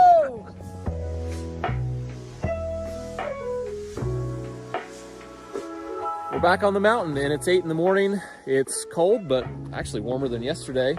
We're gonna get going by peeling off the waterproofing membrane that's above grade. We don't need it there, but I'll usually run it up above grade so that when we dump the dirt in, we don't get dirt behind the waterproofing membrane. That's why we run it up high. So we're gonna cut that off, get rid of it, clean things up.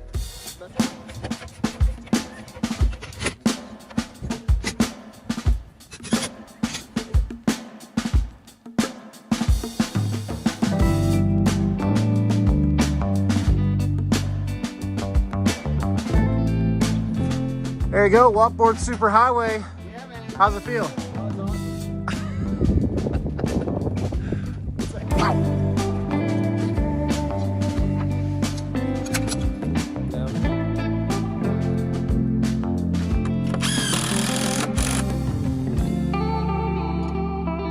I actually want this to plane out and bump the top edge of the fascia, and you could cut the top of the fascia on an angle, but this works just as good. We were breaking these fascia boards on a piece of blocking between the rafters instead of on a rafter end. That way we're not nailing or screwing into end grain on the ends. We're screwing into side grain, which holds better. Pro tip. Yep.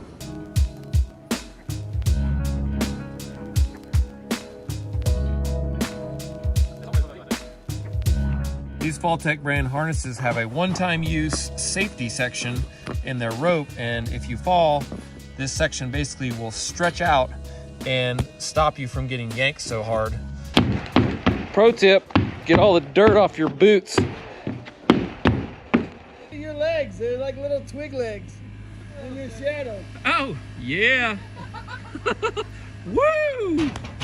Oh, man. Yeah.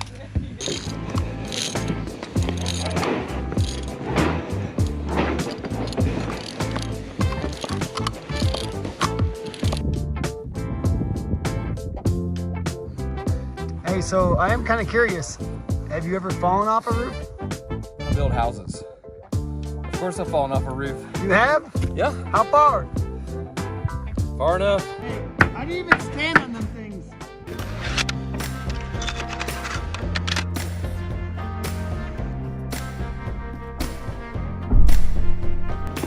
That's my way down.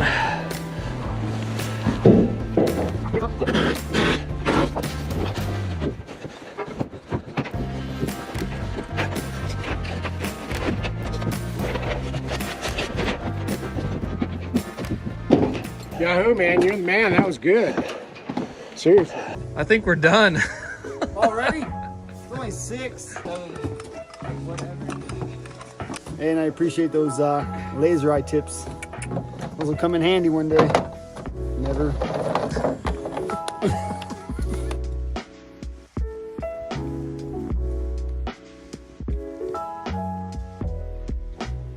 Ski resort.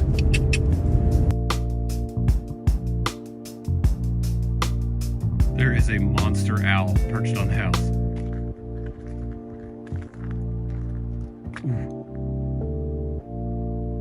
Our kitchen is down. I guess it got a little windy. Somehow the porta-john stayed up. Oh, we've got cement bag in there. That's how it stayed up. That's a bummer. Either we were vandalized or the wind blew 100 miles an hour. I think it was the wind. Yeah. That's crazy, isn't it? Yeah. That thing probably weighs 100 pounds. That's a snow drift. I am harnessed in, by the way. I wouldn't do this without a harness. Look at that view, Ray. Turn around. Wow. Just like Florida. Just like it. We need the Minnesota guy out here. Yeah, where's Arlo? He's smart.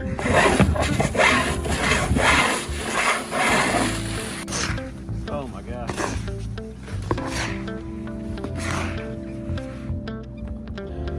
It's a lot of snow. That is a lot of snow. I might need like a sheet of plywood or something to bulldozer.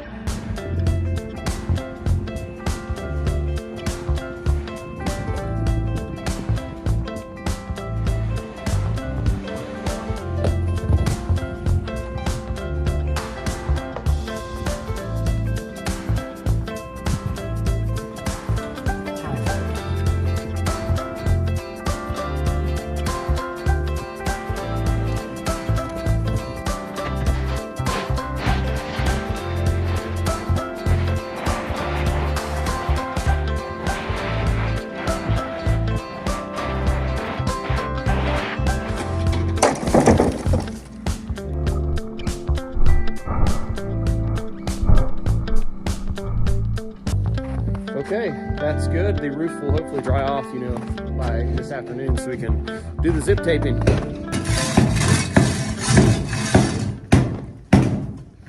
Yeah, that was a death trap. Yeah. This part is. Oh my gosh. Well, let's work out here then. I don't want to walk around on this.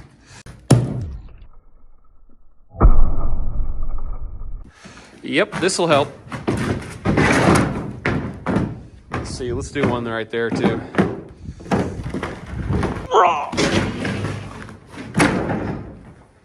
Ray's marking all the studs on the sheets above and below with a magic marker.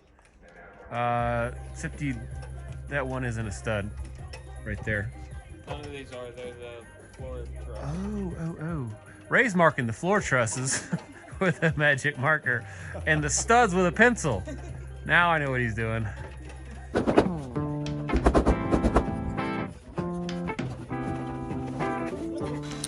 Pro tip of the day, clamp your finger onto your saw base and you can use your finger as a rip guide to get a straight cut. Yo, I've never seen Eric be cut man, but now I know why. Didn't want to get dripped on all day long. Yep.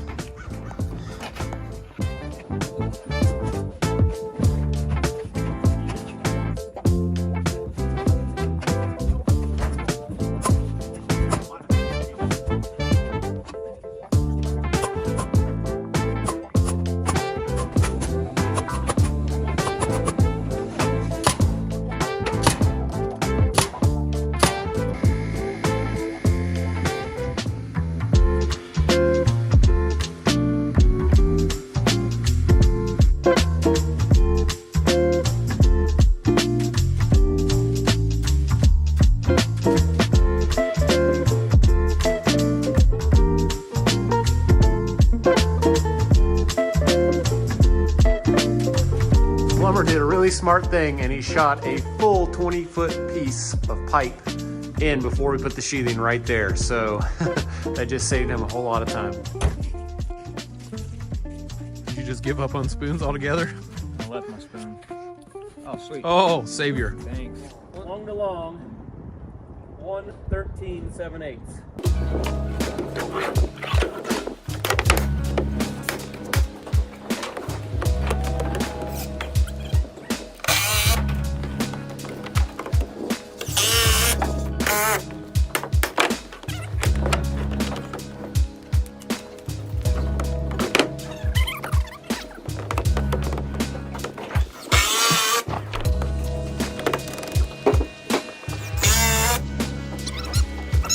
This is the sleeper I just put on the roof surface. That's the top edge of my last truss. And it just goes corner to corner. You could rip a bevel on this, but it really doesn't matter. And it's a lot more work to do it that way.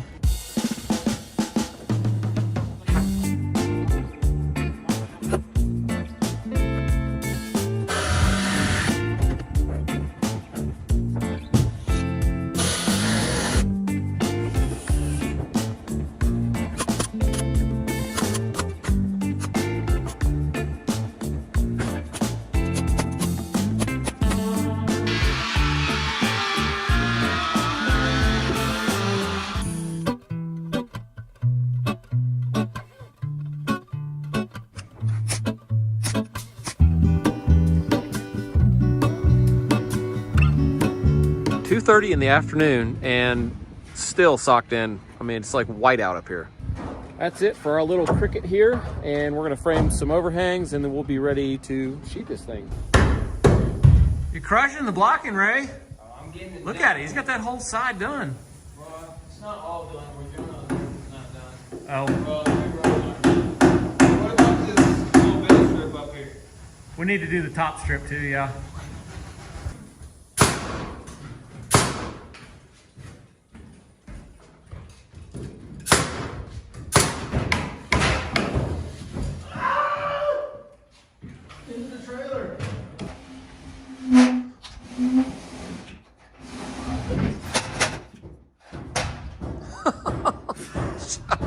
That's one way to do it.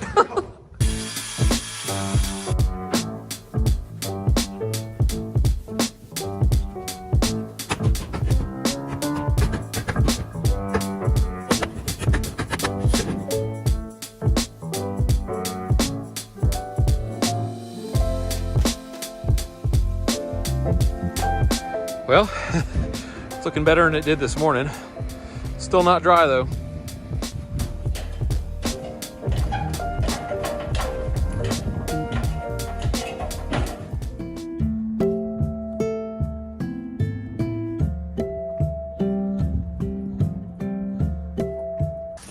Check that out. So today's a big day. We're gonna get up on this roof as soon as it's dry, and today's the day where this house is dried in. Like, we're gonna zip tape all the joints, and we will officially have a structure that could keep you dry. And for a builder, that's a huge day, so I'm super excited about that.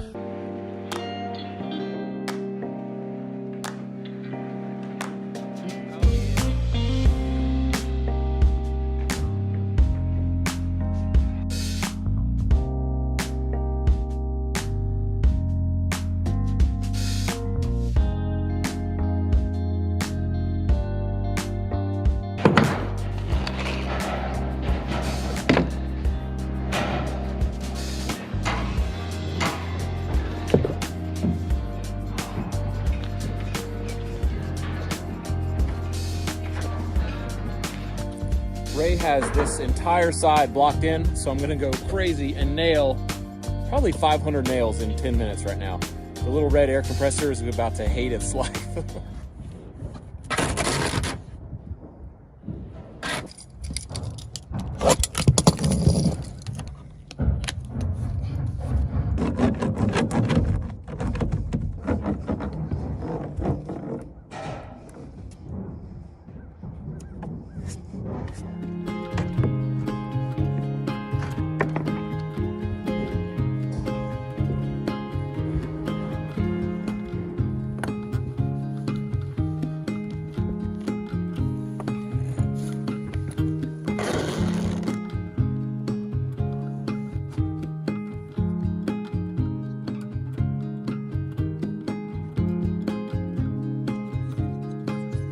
I wish I could describe to everybody how epic it looks up here in these mountains on this roof, like in person.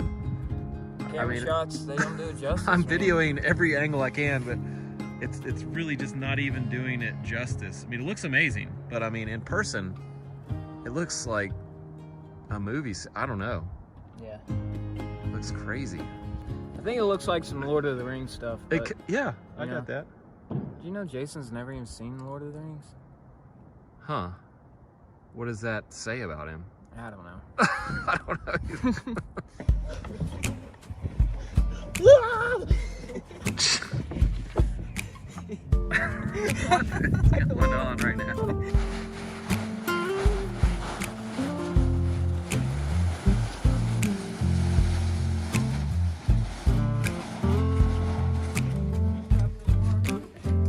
Hey, I wouldn't walk behind him. Published in collection 48 videos entitled Under the Pillow. What in the world?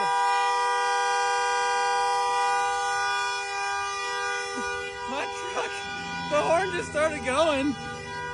I'm not touching the horn.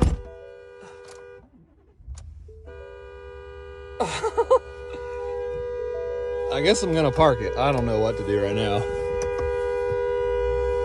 Arlo, I can't help but notice you got something new around your waist, buddy. Yeah, totally. Look at this. No holes. Wow. 25 years, you can finally afford a tool belt. Occidental leather, so nice. My clip-off harness right here. Yeah, you could clip into that. You could, I think. And you got all built into the belt, one piece. Beautiful, man. Square. Beautiful. We also have on site our beautiful Trex decking for the front and back decks. And it's supposed to snow a bunch, so we're gonna get all of this inside so that when we wanna go do the deck, it's covered. Hopefully we'll still be able to do it. Nice.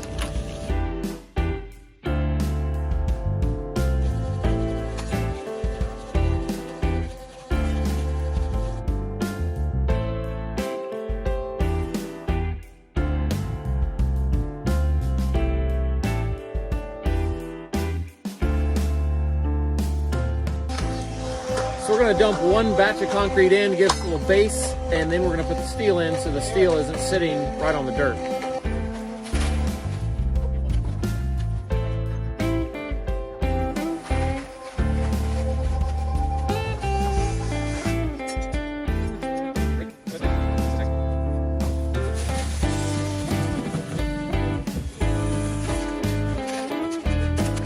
Did you guys call each other this morning?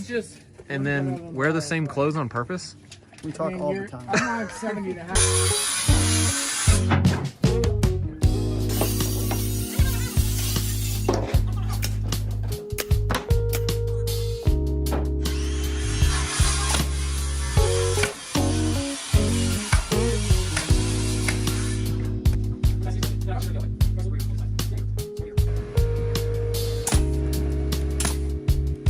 Think those finished nails are gonna hold it? We'll see. I don't know.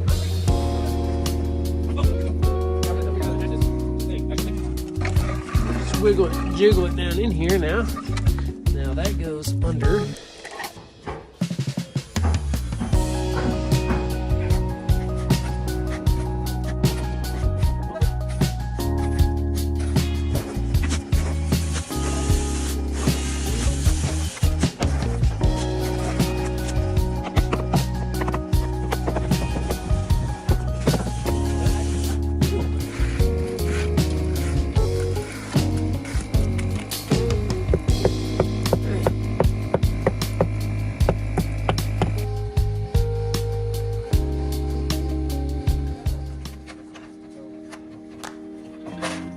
My vertical will go like 13. We'll go 13 and an eighth. It doesn't have to be butt tight, right? No. 13 and an eighth on the right. Cut it a little short if anything. 43 and 3/8.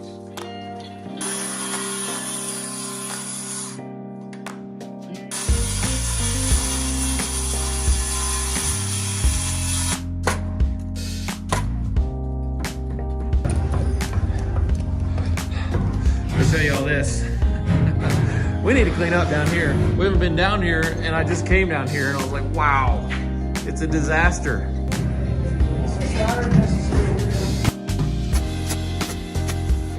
Wow, pro tip of the day, get a positive placement nailer. So there's not been any hangers on that thing the whole time? Nope. Just hanging on by a thread. That's a leap of faith right there, brother.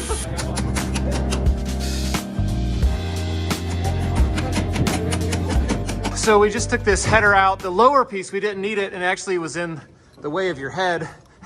Jamie sawzalled a nail like perfect in half. No, I think that was with my skill saw. No, that was Arlo's saw. It was Arlo's saw, okay. Yeah, sorry about that. So we're gonna pull this thing out and take it home. Oh, nice.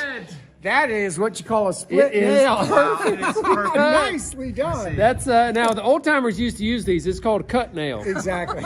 That's a cut nail. That was a good dad joke. Sorry, there. guys. You have to- Sorry. You have to pay extra for this kind Yeah, of look at stressing. that. That's pretty cool.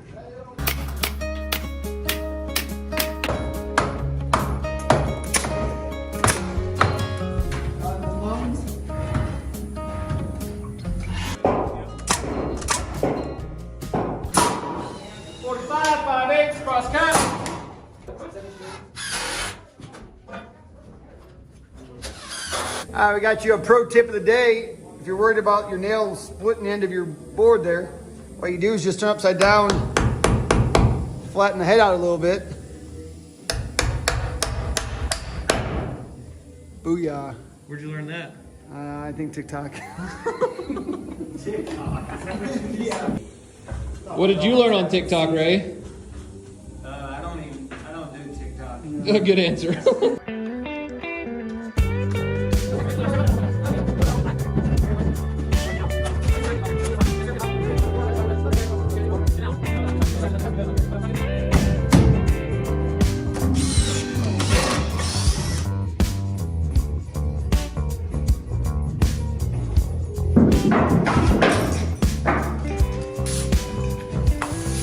Carpenter board is smuggler.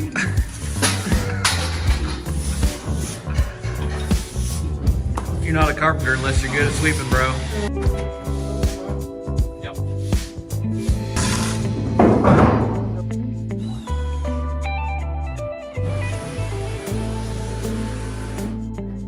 Well, it was another great day on the mountain. We got a bunch of random stuff done. It was mostly random. We finished up the sheathing, built some stairs, cleaned the basement, put up hangers, poured some footings. Now we're gonna go to the house. Thanks for building with us today, and we will see you next time. Thanks for skiing with us. It's no big deal, right? You just got a new paint job, bro. It's just hope it doesn't drive us when we get home.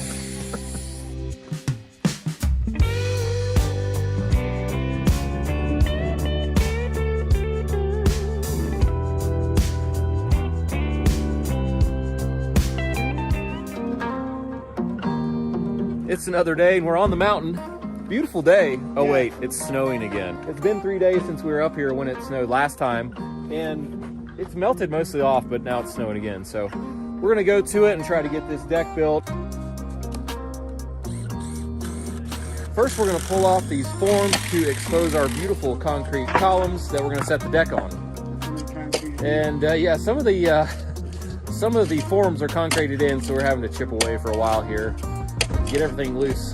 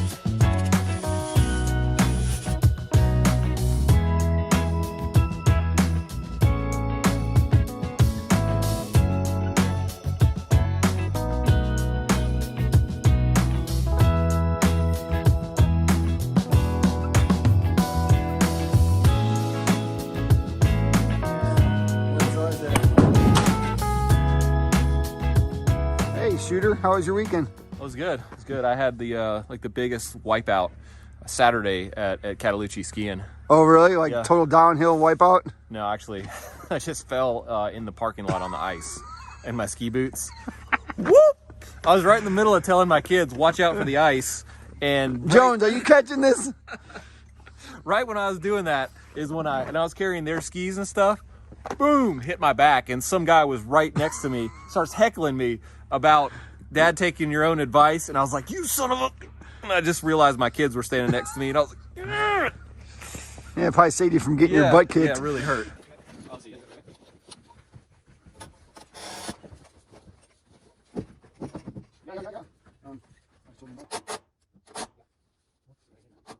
Now that we have these posts in, we're going to use these brackets to attach the post to the footing with some wedge anchors. And we've got like this whole surplus box of stuff I'm digging through till we find the right ones. So we'll get it done.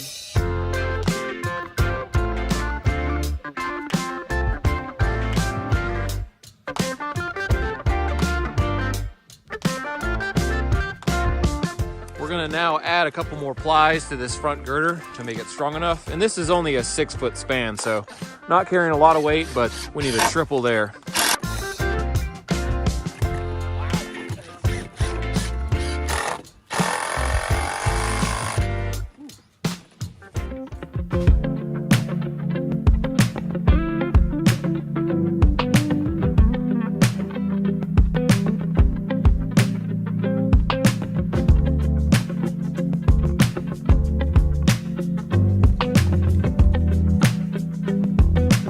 Hey Ray, let's do your beard to a point like this guy. Can you just like comb it to a point? I don't know. I don't think it'll do it.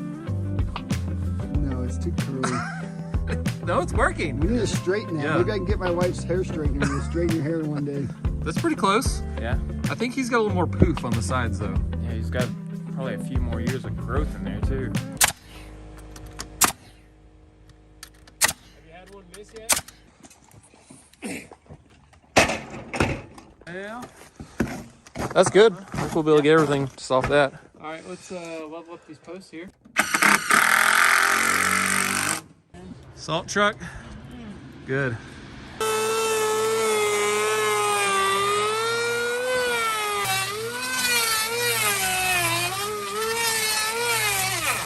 You guys maybe don't realize the lengths we go through to make sure you get this on video, but Jones is risking his life right now. You got it, buddy? It's all for you. Okay. It's all for you.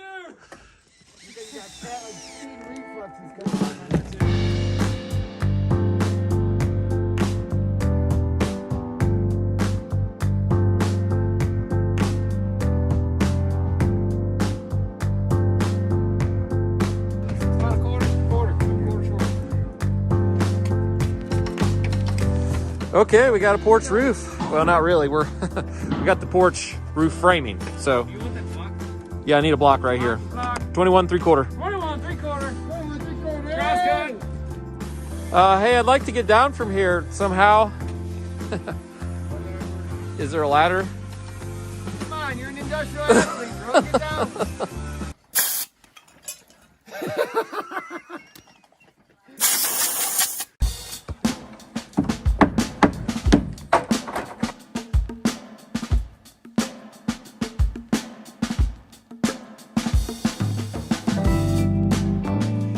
We don't have a lot of 2x6s available anymore, like none. So we're not doing that inside ladder piece. We're just attaching the blocks, like Jamie's doing, directly to the truss, and then we'll add that fascia board onto it.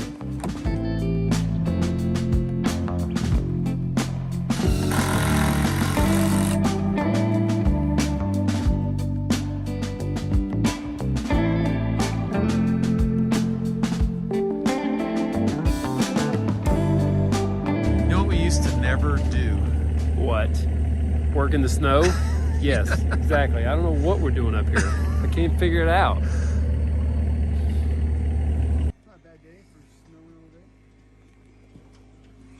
Yeah, let's get out of here. Pack it up.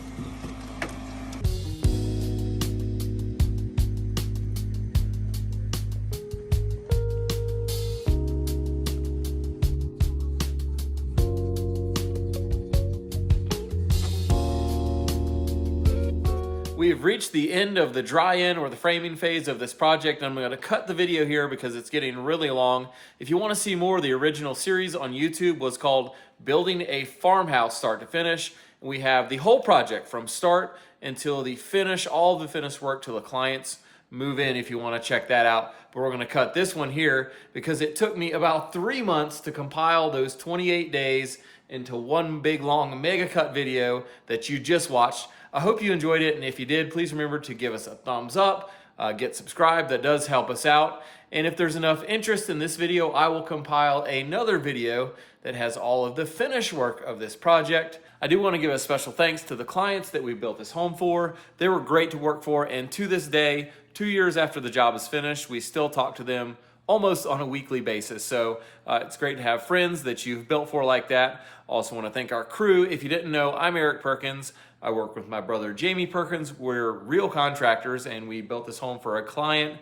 On our crew also is Jason Ellis, Ray Jones, Arnold Kleinrath, and Jonathan Clausen. Those guys are all great, and we worked really hard. I thought everyone did a great job. Again, thank you for watching. Stay tuned and get subscribed, and we will see you on the next one. Thanks for building with us.